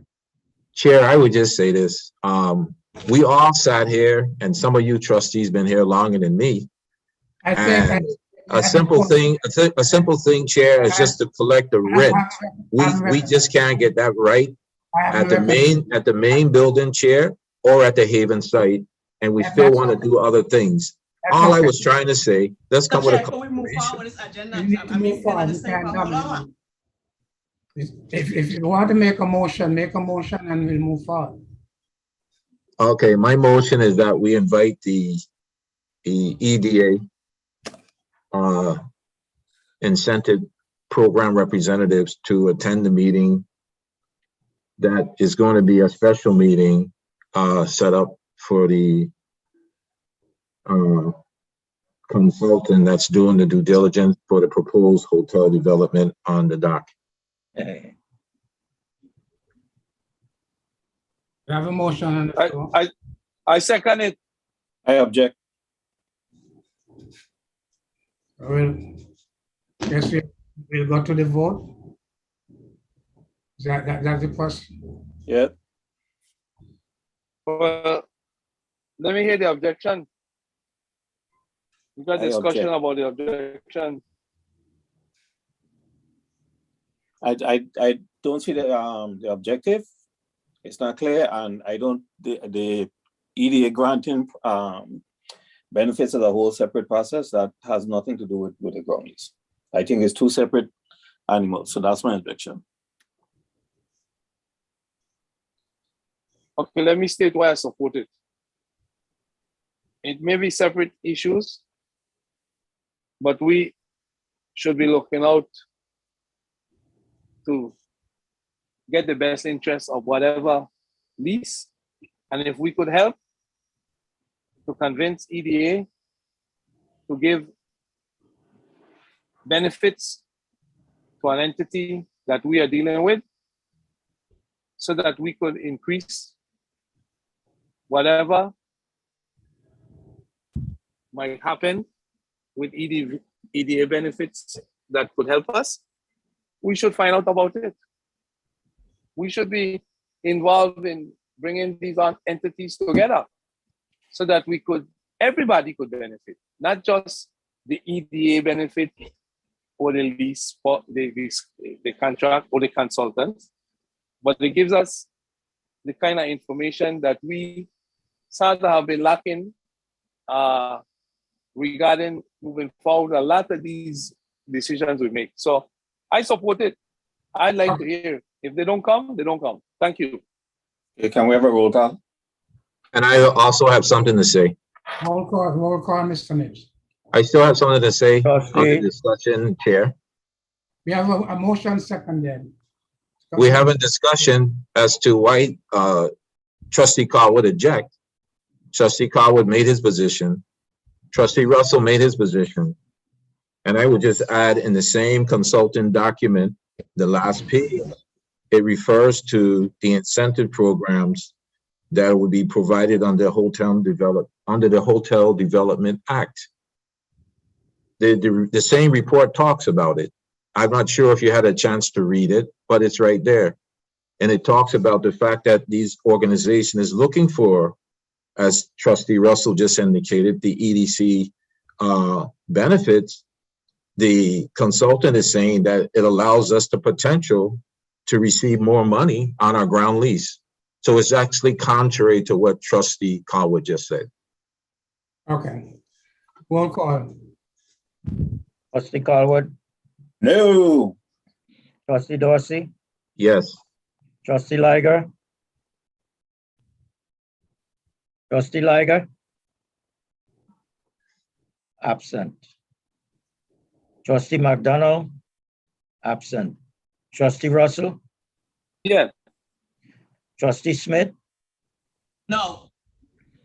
Chairman Barry. No. 2 yes, 3 no, 2 absent. Okay. So the motion fails. All right.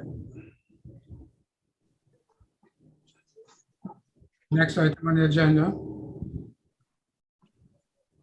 What we're trying to do here now with the second issue, as you remember, there was an investment committee meeting on November 5th, 2021. And in that meeting, a presentation was made by Port of Sale, the managing agent. And after that presentation, a motion was made by Russell, Trustee Russell, and seconded by Trustee Dorsey to authorize the administrator to engage Jones Lang LaSalle to conduct due diligence of the Port of Sale proposal regards to entering into a new ground lease, purchase of lease sold by GRS. The motion passed 5 yes and 2 absent. So I went out and I had discussions, had a meeting with Jones Lang LaSalle, and I asked them to submit a proposal to us, and that is in an email from Jonathan Walk on November 15th. It's part of your package. Its proposed scope of work for that project is there. And also a proposed fixed fee of $15,000 for the proposed due diligence tasks 1, 2, and 3. So what I'm seeking here is to amend the original contract with Jones Lang LaSalle to include this proposed new scope of work for the Port of Sale proposal, and increase the value of the contract from $90,000 to $105,000, which include a $15,000 fee for the Port of Sale portion.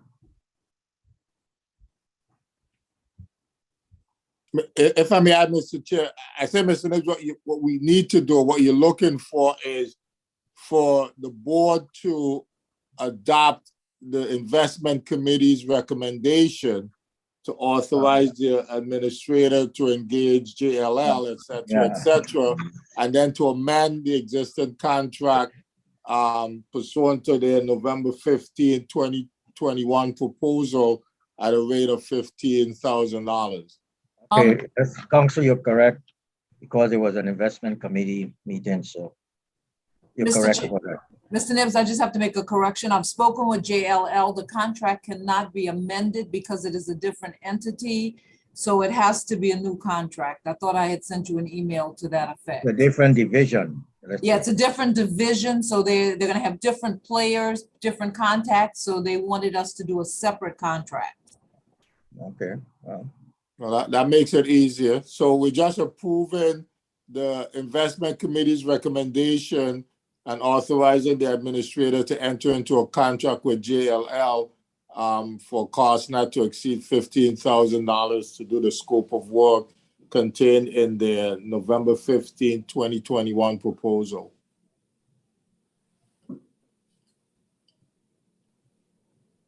Okay, I mean, all right, so that's the process we need to follow. So instead of amending the,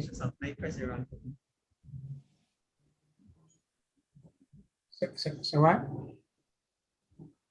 well, it's, we have to approve the investment committee. Instead of amending the contract, you're asking for authorization to enter into a new contract Yes, for $15,000. that's what the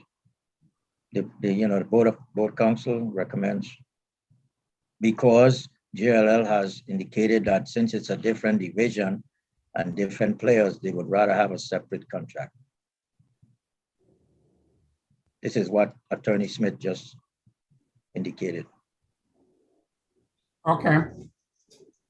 So board members, there's it.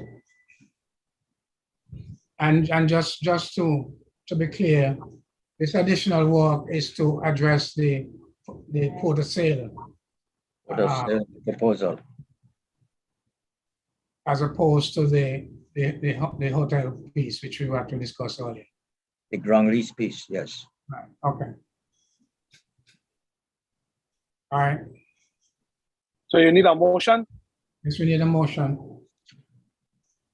Yeah, I'm going to refer to the, I move that we approve the recommendation given by Council Williams regarding this, the investment committee meeting proposal.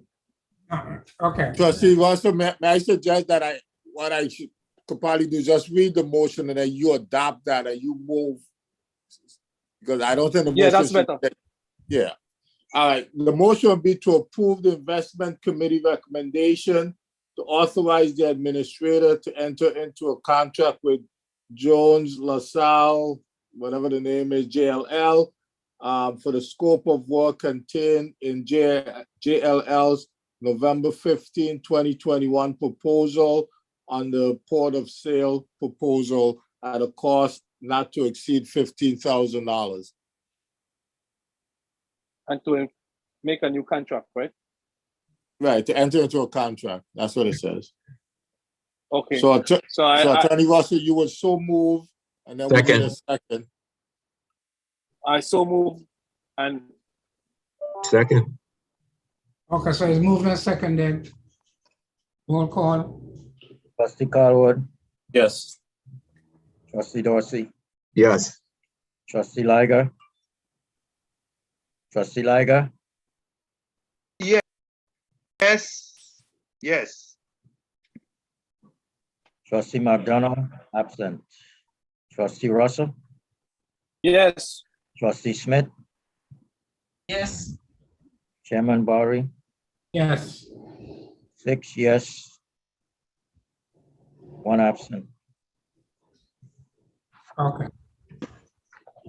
Next is authorize the administrator to issue an RFP for annual audit of the system beginning with the fiscal year 2021 or 2022. 2021? 2021. Okay, so 2021 audit is not been done. to audit the fiscal year that's just finished. That's correct. Okay, and explain what you explained to me, that there's a requirement of the code. Well, there's a handout that's a letter that I wrote to Trustee Barry, dated November 10, 2021. 2 pages. The code states that Section 3 VIC, not section, I'm sorry, Title 3 VIC, Section 517, Chapter 27, 517. 10. The board shall annually retain a nationally recognized certified public accountant with experience in pension and trust accounting to audit the financial statements of the system. The term for the board may contract to employ a certified public accountant may not exceed 5 years, nor may the board contract the same person or entity for more than 2 consecutive 5-year terms. This is what is required in the code. And the current auditor, Burt Smith and Company, has been on board for in excess of the 2 terms, 5 or 10 years. So I'm asking to issue an RFP for 5-year term, beginning with audit year ending September 30, 2021. Not to include the one that was hired for 10 years, right? Excuse me? Not to Well, include. it specifically says you cannot, not a board contract the same person. So. Right, so that, okay. Now there's pros and cons. I mean, you know, in the PCOB, which is created by Congress, there was a mandatory rotation after AIG and Enron occurred, and they have relaxed it somewhat, other than for SEC, registered brokers and dealers, that they recommend for those individuals mandatory rotation of the leads and by maximum of 5 years, and the audit partners for 7 years on engagement. Now the AICPA, which all CPAs that are practicing have to be a member of, does not agree with the mandatory rotation. And I listed about 5 bullets, the reasons why they don't agree with a mandatory rotation. I know that I had asked, I think this came up in, I think in the board retreat, some question was asked, and I requested Burt Smith to give me some information, and he did. And it shows that majority of the large firms usually don't, they're serving there for 16, 17, 19 years. However, the VI code specifically states that may not exceed 5 years, nor the board contract the same person for more than 2 consecutive 5-year terms. So if we are considering this our policy, we're following the code, then we would have to adhere to the code. I just want to mention too that the CFO and myself, we don't have any issues with the auditor. Obviously, they've been here quite a while. However, I must report to the board based on what the policy is, which is we have to follow the code direction, or we should.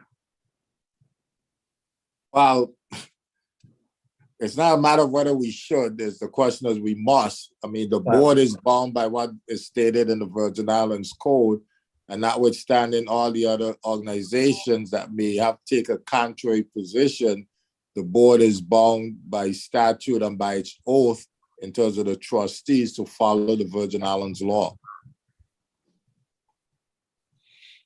Okay, so to me, that simplifies the decision immensely. I mean,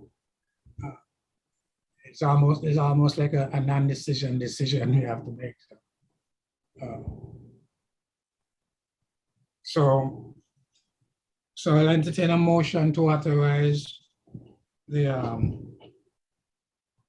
executive director to administrator to issue an RFP for the annual audit of the system beginning FY 2021. So move. Fiscal year. I amended that to comply with the code and not to consider the form that did it in the last 10 years. So I amended to say comply with the code. Thank you. Who second the motion? Second. I'm not sure that amendment will be necessary, Trustee Russell, because of course you gotta comply with the code, and technically, even if Burr Smith were to submit a response to the RFP, the owner should be in the system not to consider them because they would not qualify because of the provision of the statute. I mean, it doesn't hurt if you want to put it in there, but it's really superfluous, so it's unnecessary. My motion stays as I stated. I second the amendment. Second the amendment. Who seconded the initial? I did. You said the amendment. No, I second both of them. Okay. Trustee Colwood. Okay, so hold on. So the vote is on the amendment, correct? Amended. No, No. You haven't, hold on. You There's haven't an a amendment vote. for the motion that I made. Wait, you haven't a, I'm you haven't not a vote. supporting the amendment. Okay, that's why we need to be clear. You're having a vote now on whether to approve the amendment, not the motion as amended, just the amendment itself. And if that is approved, then you'll have a vote on the motion as amended. I am confused. Pedro, there was never any motion to amend and no second. Yes, Ms. there Smith- was, Kathy. Yes. Ms. Ms. Smith made a motion. Hold on. Made a Ms. motion Smith to made a authorize. Ms. Smith made a motion. It was seconded by Mr. Dorsey. Then Attorney Russell moved to amend that motion, and that amendment was also seconded by Mr. Dorsey. Okay. So now you have to vote on the amendment made by Mr. Russell. Roll call. So this is the amendment, right? Yes. Correct. And the amendment is to add the words in compliance with the statute. That's what the amendment is. With compliance with Yes. the VI statute and that the existing contractor may not apply.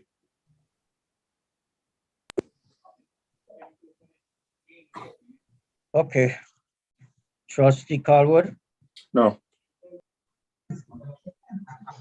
Trustee Dorsey, Yes.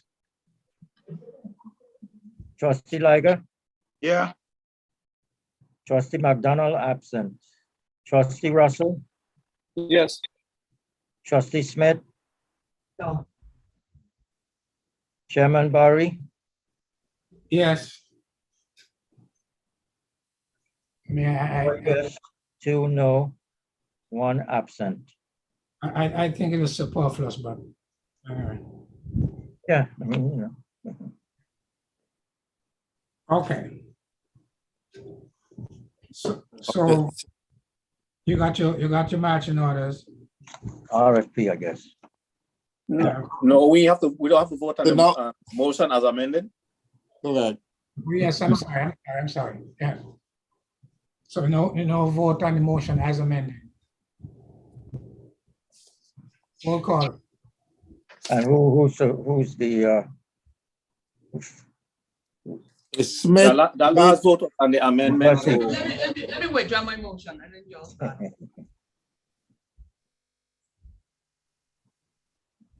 Okay. Where does that leave us? So you're confusing me now. Ms. Smith has withdrawn her motion, so I would suspect maybe one of the proponents of the amended motion will now want to move whether Mr. Russell, Mr. Dorsey, or Mr. Bory, to say, to authorize the administrator to issue an RFP for the annual audit of the system beginning fiscal year 21, to comply with the VI statute. Ms. Smith can withdraw her motion after we amended the motion. She can't withdraw because she lose the amendment. No, we got to vote on the motion that was made by her and seconded. She can't withdraw it. We got to follow the procedure. The procedure started with a motion that she made and was seconded.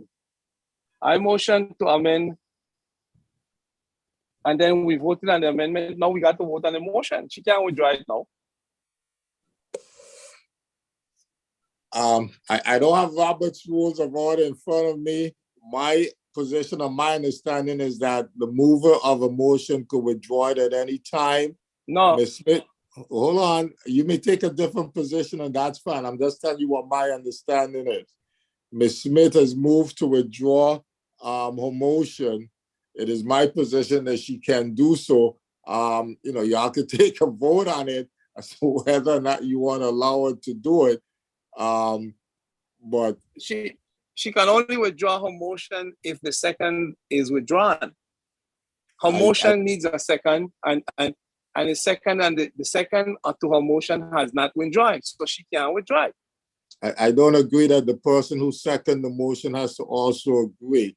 But again, in the interest of efficiency, wouldn't it be just as easy for you to make the motion for the entire thing and call it a day?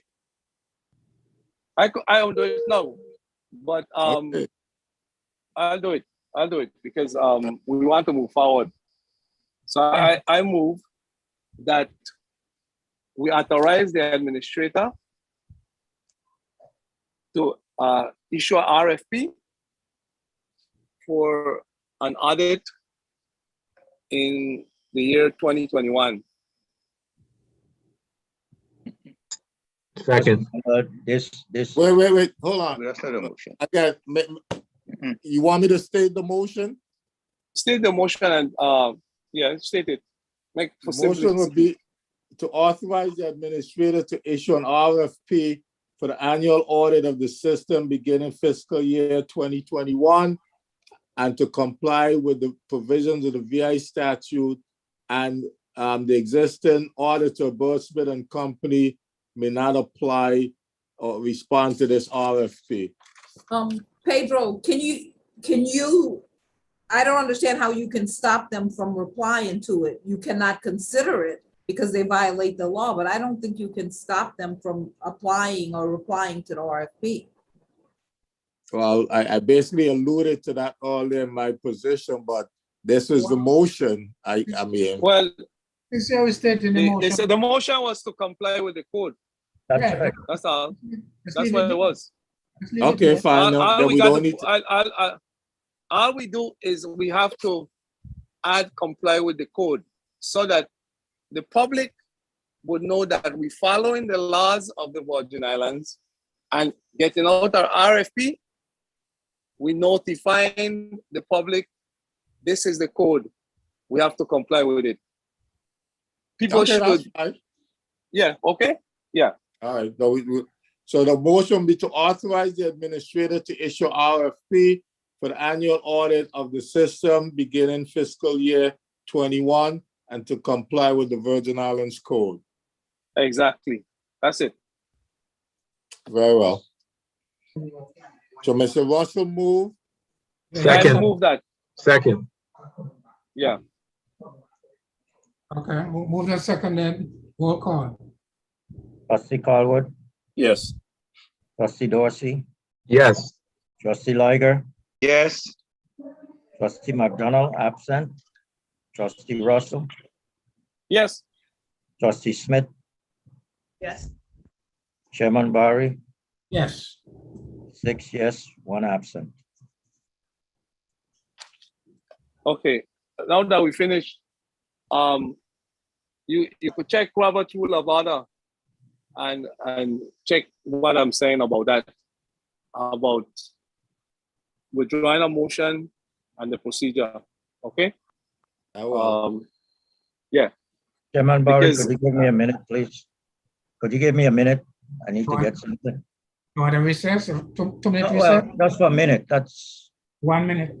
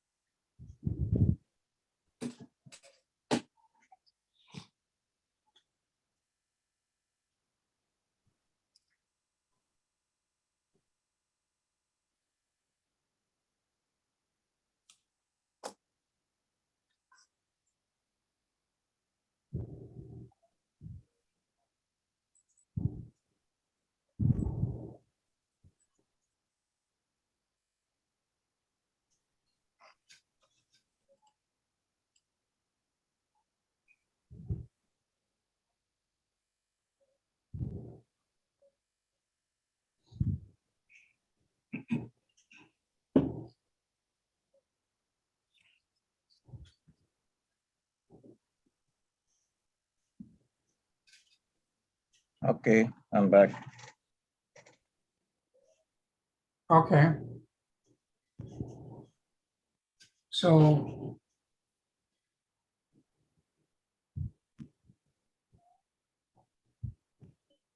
okay, so the next item on the agenda is for the administrator seeking approval of the proposed return to work legislation. Mr. Nibs, can you, Yeah, okay. As you know, everyone know our problem with the system is funded. And Mr. Nibbs, you're aware you have something on the screen? yes, I did. Okay. Yes. I'm showing you what, if this goes through, what we would be receiving, expected to receive in contributions. This subject matter in regards to return to work has been bandied around for quite a while. And as you know, the Inspector General did a report on the reemployment of retired government employees. This has been a controversial issue for many years. I must say that GRS has tried its utmost and its best to curtail this practice. And in some instances, we have been successful, and in some, we have not. It's not any fault of our own. We have done all the administrative things that we have to do. We have tried to be policing the return to work. I mean, just yesterday, I saw someone early in the morning. I knew that were retired. And I said, well, that person is coming from an area where there's a government office. What are they doing here so early? I didn't check it out yet, but I will check it out. And I've been successful where individuals have returned to work. And we have not been so advised. And we have had to report this also. The Inspector General has given us tips many times, and we have follow up, and it's where this person came back to work. And, no contributions were coming out. They were still receiving their annuities. The Inspector General, I think, in his findings, he realized the problems that we've been having. He realized that we have done the best that we could. However, we need to do some more. I don't know what more we can do other than advising the agencies, being the police, which this is not part of our mandate. I don't think we should be going out there trying to figure out who came back to work or not.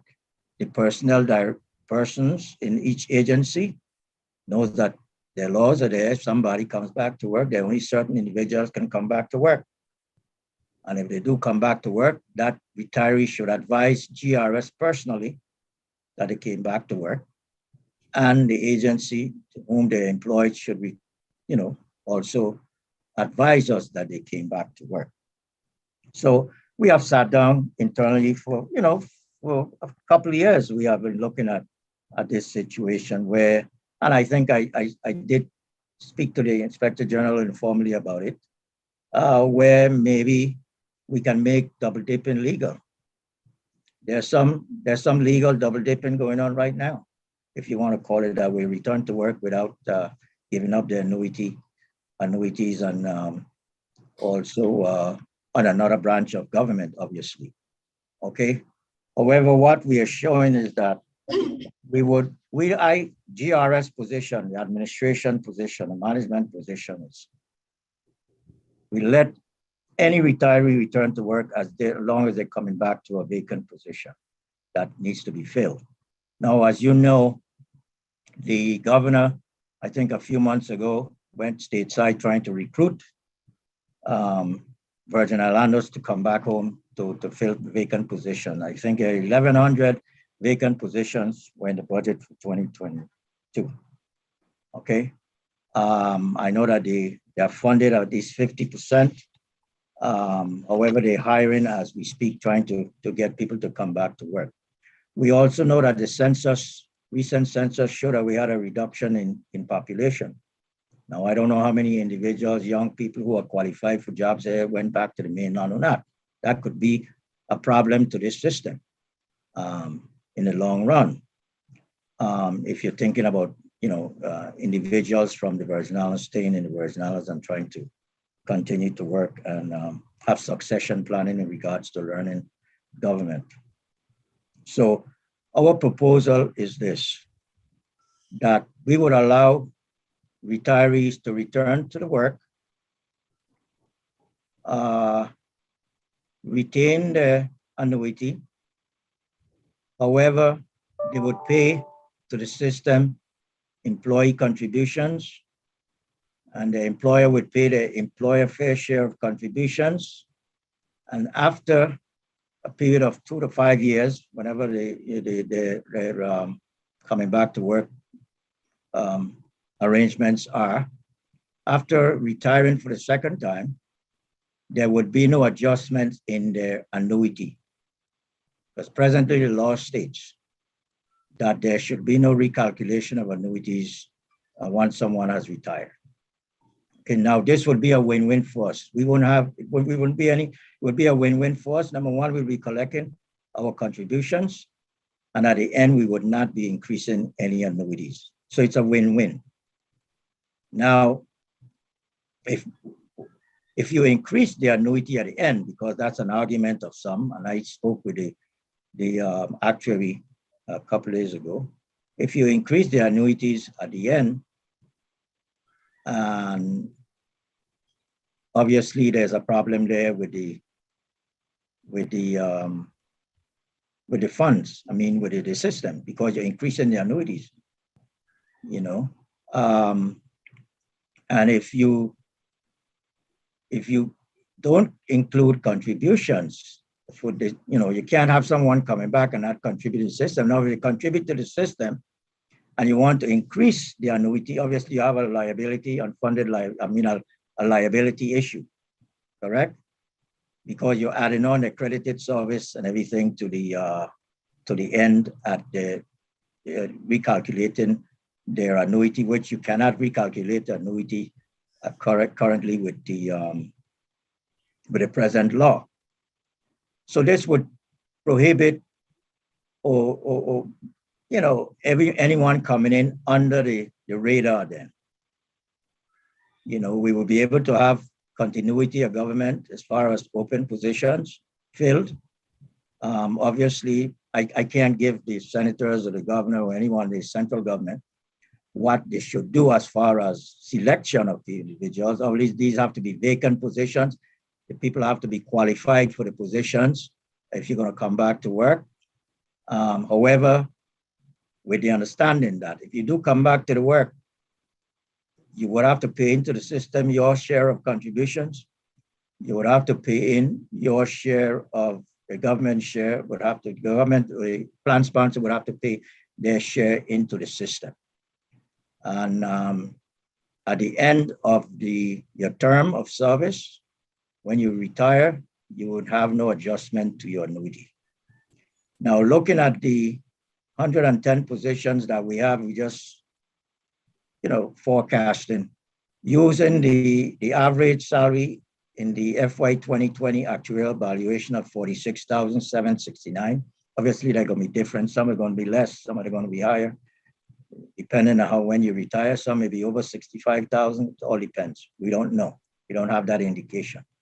However, let's say we use 1,100 as an example, and using 46,769 as the average, the total collections or contributions we would receive in any given year, if we use in that scenario, be $18 million.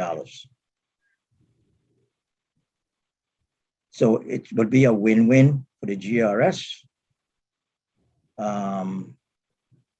So we're looking for contributions. Right now, these positions are not filled. We're not getting any contributions from the government on these positions. So if they're filled, by letting retirees come back to work with the understanding you keep your annuity, you will continue to receive your annuity.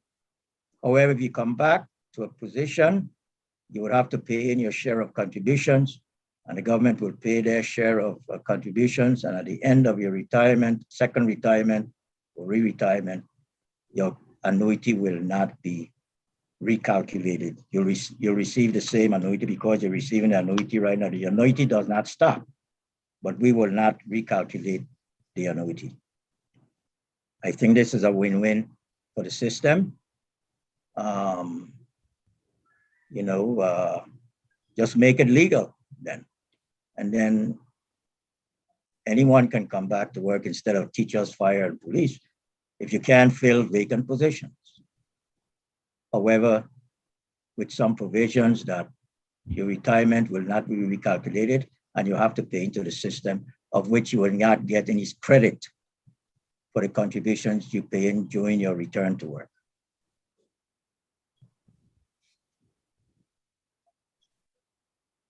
Open for questions. I'd like to. So before Mr. Gibbs. Before we start the question, so this is being, let's say, what are you asking the board to do? So just like any legislation that the administration and management brings to the board, that you either say, well, it's something that looks feasible, and we would send it on to the legislature. Is this legislation that came from somebody? No. But there's some legislation out there right now that I'm trying to do, I think, about the same thing. I know that initially, some time back, we submitted legislation to,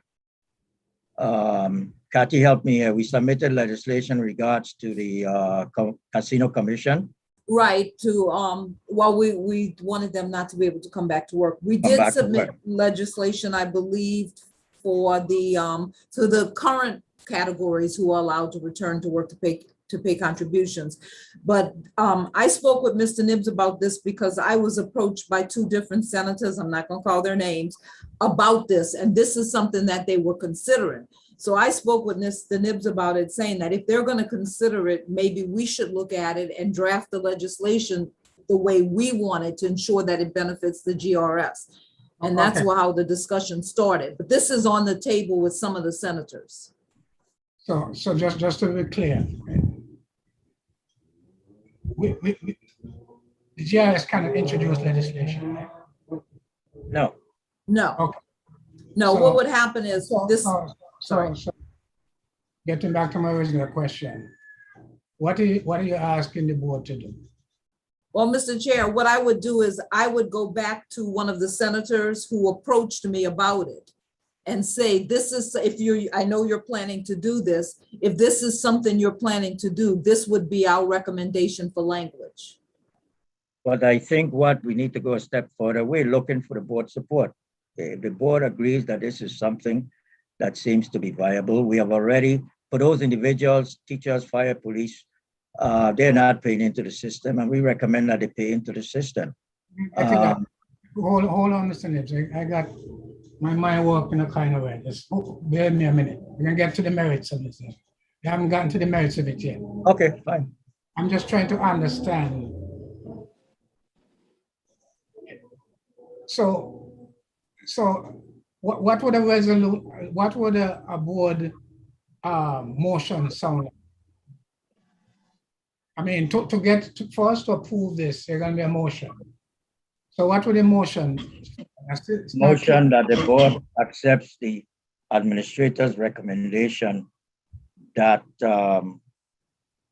that they allow retirees to return to work as long as they pay in their contributions to the system. So the one doing that Without any recalculation of they retain their pension. However, Hold on. I did, can I interrupt? Yeah. It's Chairman Bowie. I think I follow your line of question, and I think the motion would be I guess something to the effect that the board would vote to endorse the proposed legislation. I think that's what Chairman Bowie is getting at. What the motion from the board would look like, if I understand correctly. So the board will just be endorsing the system, taking the position that we are in favor of this proposed legislation. Okay, but but it would be a legislation that we are offering, because there's no legislation such as this on the table by anybody, any place, right? No, they're currently working on it. I've been in contact with the two senators. They're currently working on it. So that's why we would want to give them the language that we would want, so we can ensure that they would put forth a bill that benefits us. Well, I mean, we can't ensure it because they could change the language, but at least we're attempting. Yeah, so I just want to get clear. So just one more try at this. Let's assume that you get a 6-member trustee vote on this as is right now. And what would happen to it? You would then do what?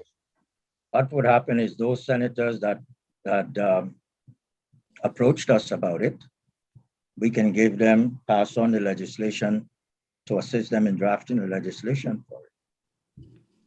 So we're submitting this pursuant to a request from our invitation. Well, we in all of this, we're in this together, Yeah, Mr. I understand that. And I'm not fighting it. We're endorsing this legislation. We have had discussions with them offside before, they came to us. I mean, we had, informal discussions over the years, and a few of them are considering something like this. So if you're with a board backing something like this and is going to those individuals, they're going to call us to testify anyway. Whether we do it or not. But since we are going to be part of this, and this will be a funding mechanism for us, since we have so many vacancies, we're not collecting any contributions. I think it's a win-win for us. We're going to have to testify on this anyway, so we have to take a position. And I think we need to jump out front and take a position now based on the audit of the Inspector General. Okay. All right. Okay. I'm here for somebody else. I guess I have a question, Chair. So Mr. Liger, I have a question, Chair. I was speaking before. Trustee Smith got the floor. Chair, I was speaking first. You tell me to hold on. You tell me to hold on. Before even Carwood spoke, you told me to hold on. Okay, go on. Let me hear you. Go ahead. Okay, so my question to Mr. Nibbs and Attorney Smith. and maybe Trustee Russell can weigh in.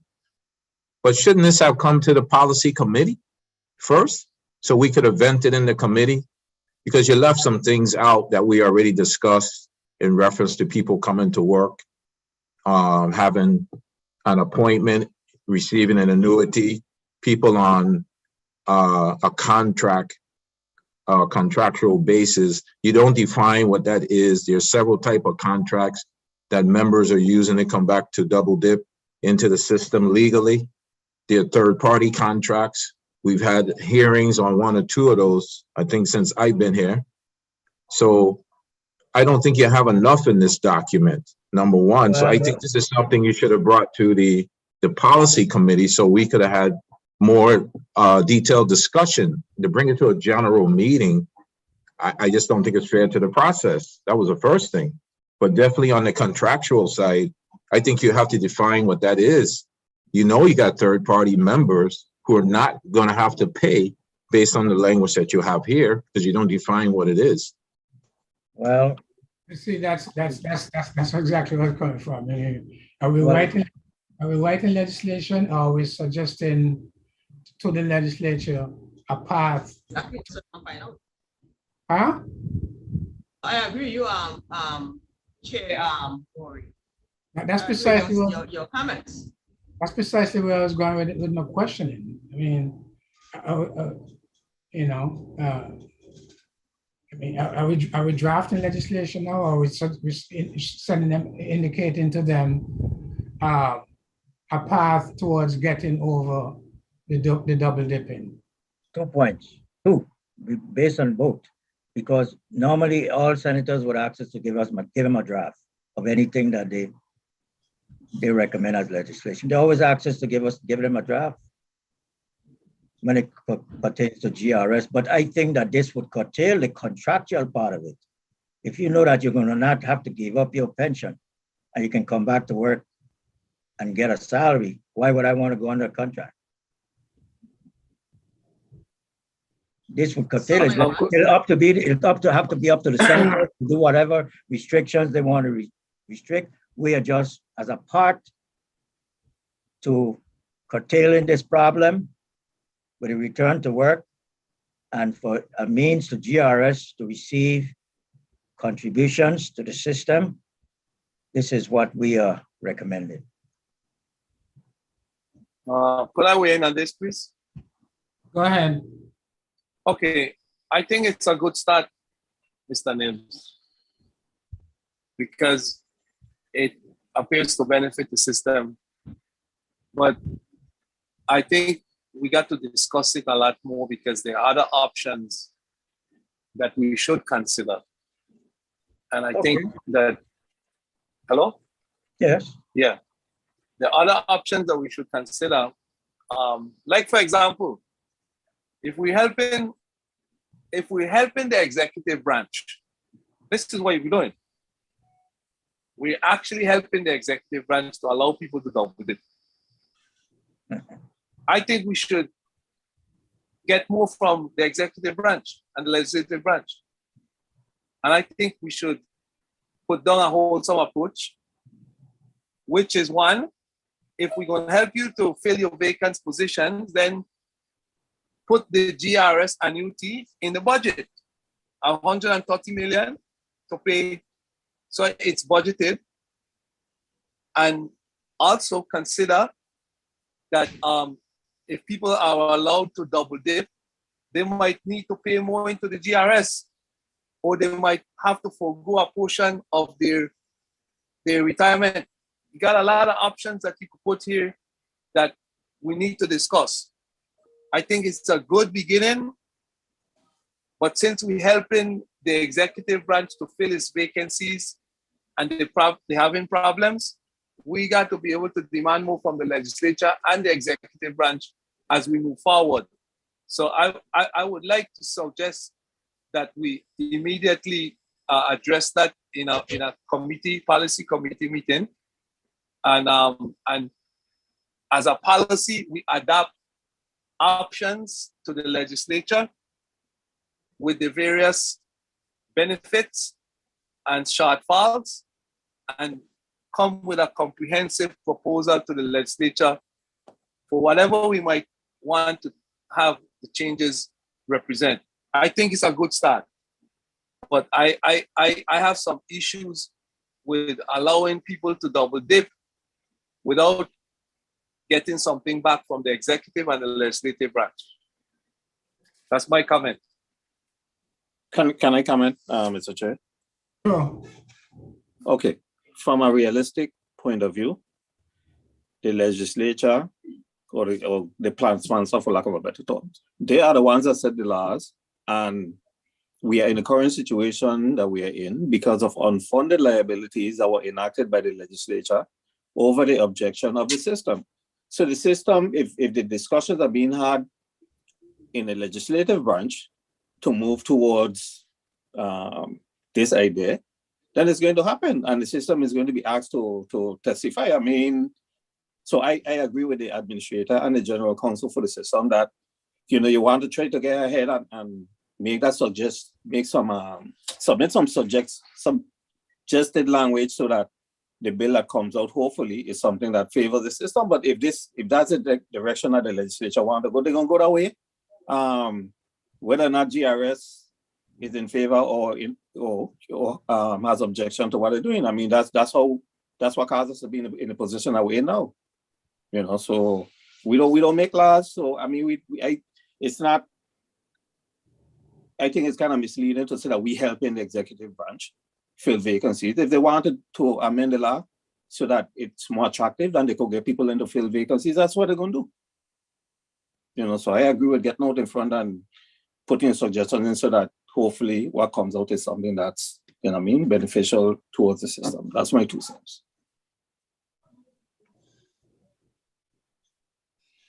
I agree, you know, with getting out front, but we don't use the power we have, and they can't do things without support from the voters. And we got 8,000 voters behind of us if we use it wisely. And they shown act without taking into consideration that our retirees vote. And if we're looking out for them in the system, we could, like any lobbyist, lobby and get some of the things we want. And we want to put it forth after we flushed out all of the issues and then hold the senators and the executive feet to the fire. But okay, and you see, I don't see us as not having power. No, I see us as very powerful. I'm not saying that, but if they put forward legislation that says a retiree could come back into government, when they come back into government, GRS is going to receive employer contribution and employee contribution, just as if they had went out and hired somebody that just graduated from high school last year. So GRS is getting their money. At the end of that person re-employment, when they, you know, leave government again, their annuity is unchanged. So GRS received contributions for the time that they were returned back to government, and GRS gets to keep that contribution because the annuity isn't being increased. So if you bring in a legislation, what argument GRS have? You just took away, you know, leverage for all intents and purposes from GRS. GRS can't have a problem with it. They get in their money, and they get in the money and don't have to incur any additional liabilities. So that's what I'm talking about. I mean, it's a good start. At the end of the day, at the end of the day, once you have those provisions in there, you eliminate any argument that the system could legitimately have against the proposal. That's all I'm saying. Yeah, I say it's a good start. It's a good start, okay? But I don't think it's the only way to go. And I don't want to endorse justice as the only way, okay? That's my view. So, Mr. Chair, should this go on the policy committee? Should this be discussed there prior or submitting any stuff to the legislature? And then. So then there's the policy issue. And then it comes back. I mean, it's not strictly a policy. I'm just asking the question. I mean, I don't know. Yeah. First of all, it's not strictly a policy issue because this is not our policy. This is a subject, this is a suggestion to the government for their policy. Okay. So I mean, Mr. Chair, yeah. my recommendation would be maybe we need to initially broach it to the subcommittee, that which we are part of. Since they are looking to you know, come up with legislation to find revenues and all of that, maybe we can bring it up there. Have them, invite them to come and we have a meeting with them. Okay.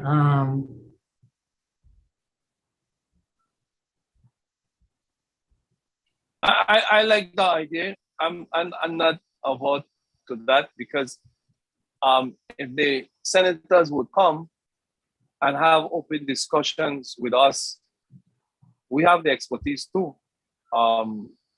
It could be a very productive meeting because at least we would be having input into any change in the legislation or any change in how vacant positions are filled. And we should have that. And I like this as a first step, but it has to expand to some other benefits for the GRS. And, you know, I think a discussion regarding that area, I think would benefit everybody. Okay, so the recommendation is that we pose this to the subcommittee and have the discussion there. I think that's a good start. This is what we endorse, and let's see what they have to say. I would assume some of the senators that had approached us with this, they're a part of the subcommittee, or, you know, they can attend also, but hear them out, and then maybe we can start talking about what we expect from them. Okay. Like Senator Russell said. Well, Mr. Chair, I'm not sure what would you be submitting to the subcommittee if, endorsing the idea about what we just discussed. I didn't finish. What would you be submitting to the subcommittee if this body itself hasn't decided in terms of even what the idea is or what direction you're moving? Because I'm hearing a number of different discussions. Some people may want to expand this. Some people may want to include some other things. I mean, I think this board, whether it's through the policy committee or the board itself, needs to first decide what it is it wants to do. And then once it has determined that, then it could submit it to the subcommittee or wherever. But I think that would be a first step. Yeah. Okay, I have a point, Chair. I will go back to the original thoughts. We need to put this in the policy committee, as Council Williams just indicated. Let us add in what we have to do, and then we can bring it to any other committee or any other branch of government. But we need to come with a position, a comprehensive position on this issue. We've been talking about it for a while. Okay, I'm not sure why the Attorney Smith and Administrator Nibbs didn't bring it forward to us before coming to the general session. So let's legislation. Let's assign it to which committee is best? The best committee is the policy committee.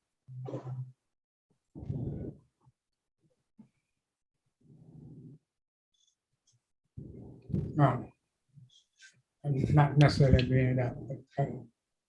This is not our policy, right? No. Anyway,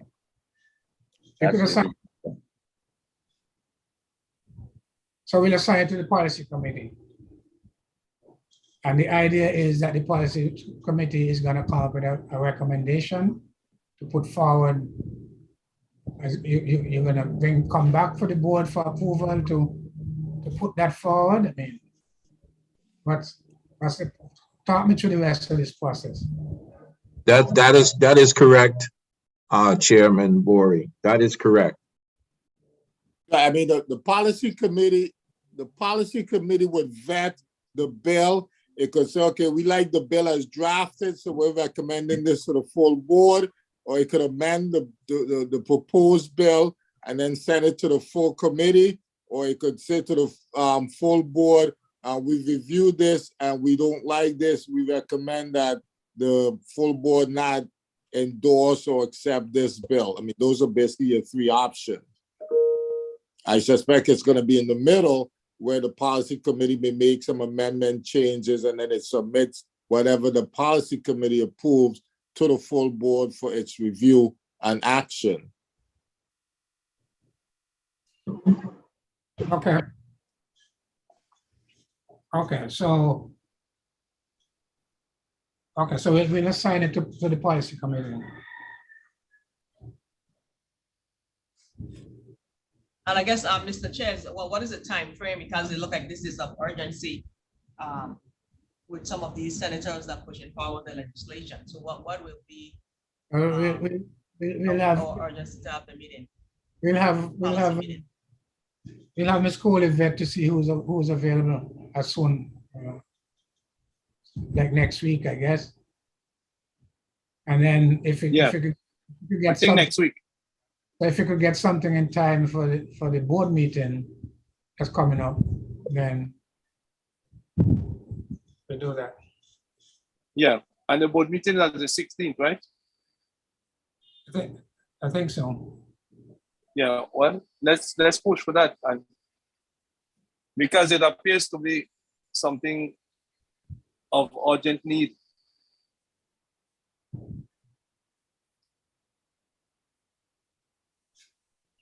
Okay, so we'll try to set up a policy committee meeting for next week.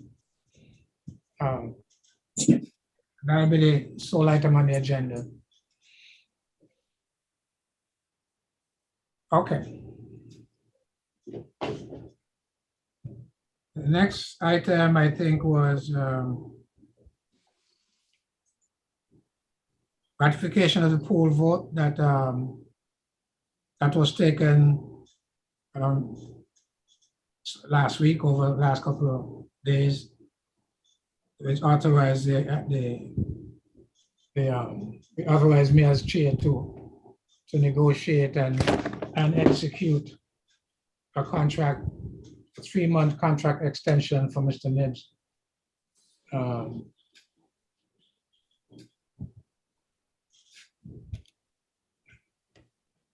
So we have a motion to ratify that vote. Chair, I have a question in reference to the poll vote. The poll vote you're saying was just to extend the existing contract. Does that contract include whoever we select as the new administrator receiving some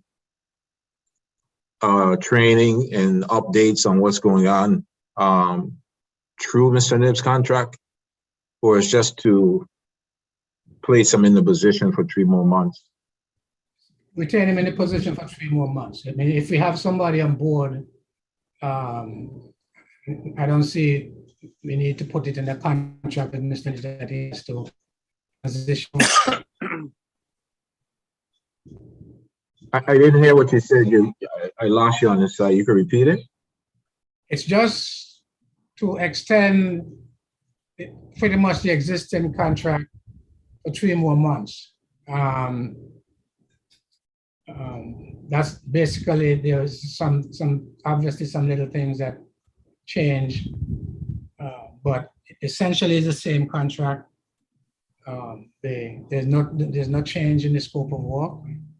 And my take on it, if we have a new administrator within the 3 months' time, I'm not sure why we want to put it in Mr. Nibbs' contract that he has to transition over. Okay, so you answered that, but my other question, Chairman, I never got the final status on where we were at with that process of selecting a new administrator. Okay, but that has nothing. We didn't finish doing what they needed to do. That has nothing to do with the poll vote right now, right? We had a poll vote and you need to ratify. There is, But you didn't answer my question. no, the question. My question was, we had a vote for a new administrator. I didn't see a final document as to the outcome. Was there a final document? No, there's no final document. So what was the status? What was the outcome? I didn't get anything. We had a board resolution. There was a board resolution that we engaged the services of a search firm to search for for a replacement administrator. Boy. Okay. Okay, so, Mr. all right. Okay.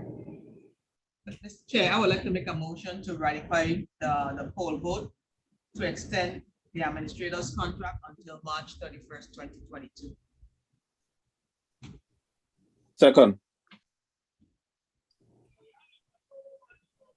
Okay, so the motion, I'd like the motion to is that the poll vote was to authorize the chair to negotiate and execute a 3-month contract extension.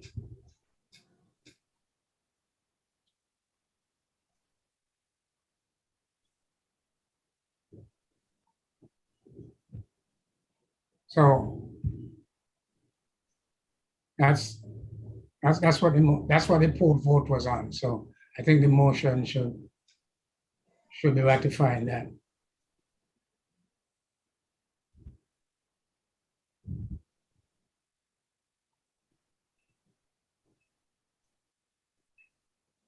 Who call in roll call? Somebody said, Mr. Gibbs, a roll call. okay, I'm ready. But- Trustee Calwood, Yes. trustee Dorsey. Trustee Dorsey. Absent. Trustee Liger. Trustee Liger. Absent. Trustee McDonald, absent. Trustee Russell, Yeah. trustee Smith, Yes. Chairman Barry, Yes. 4 yes, 3 absent. Okay. Do you record that as not voting or just absent? Because Dorsey and Liger has been on the line. So Well, they could I'm be on the wondering- line, but they could be out of the room. If they're not answering, They're not answering. we have to say absent.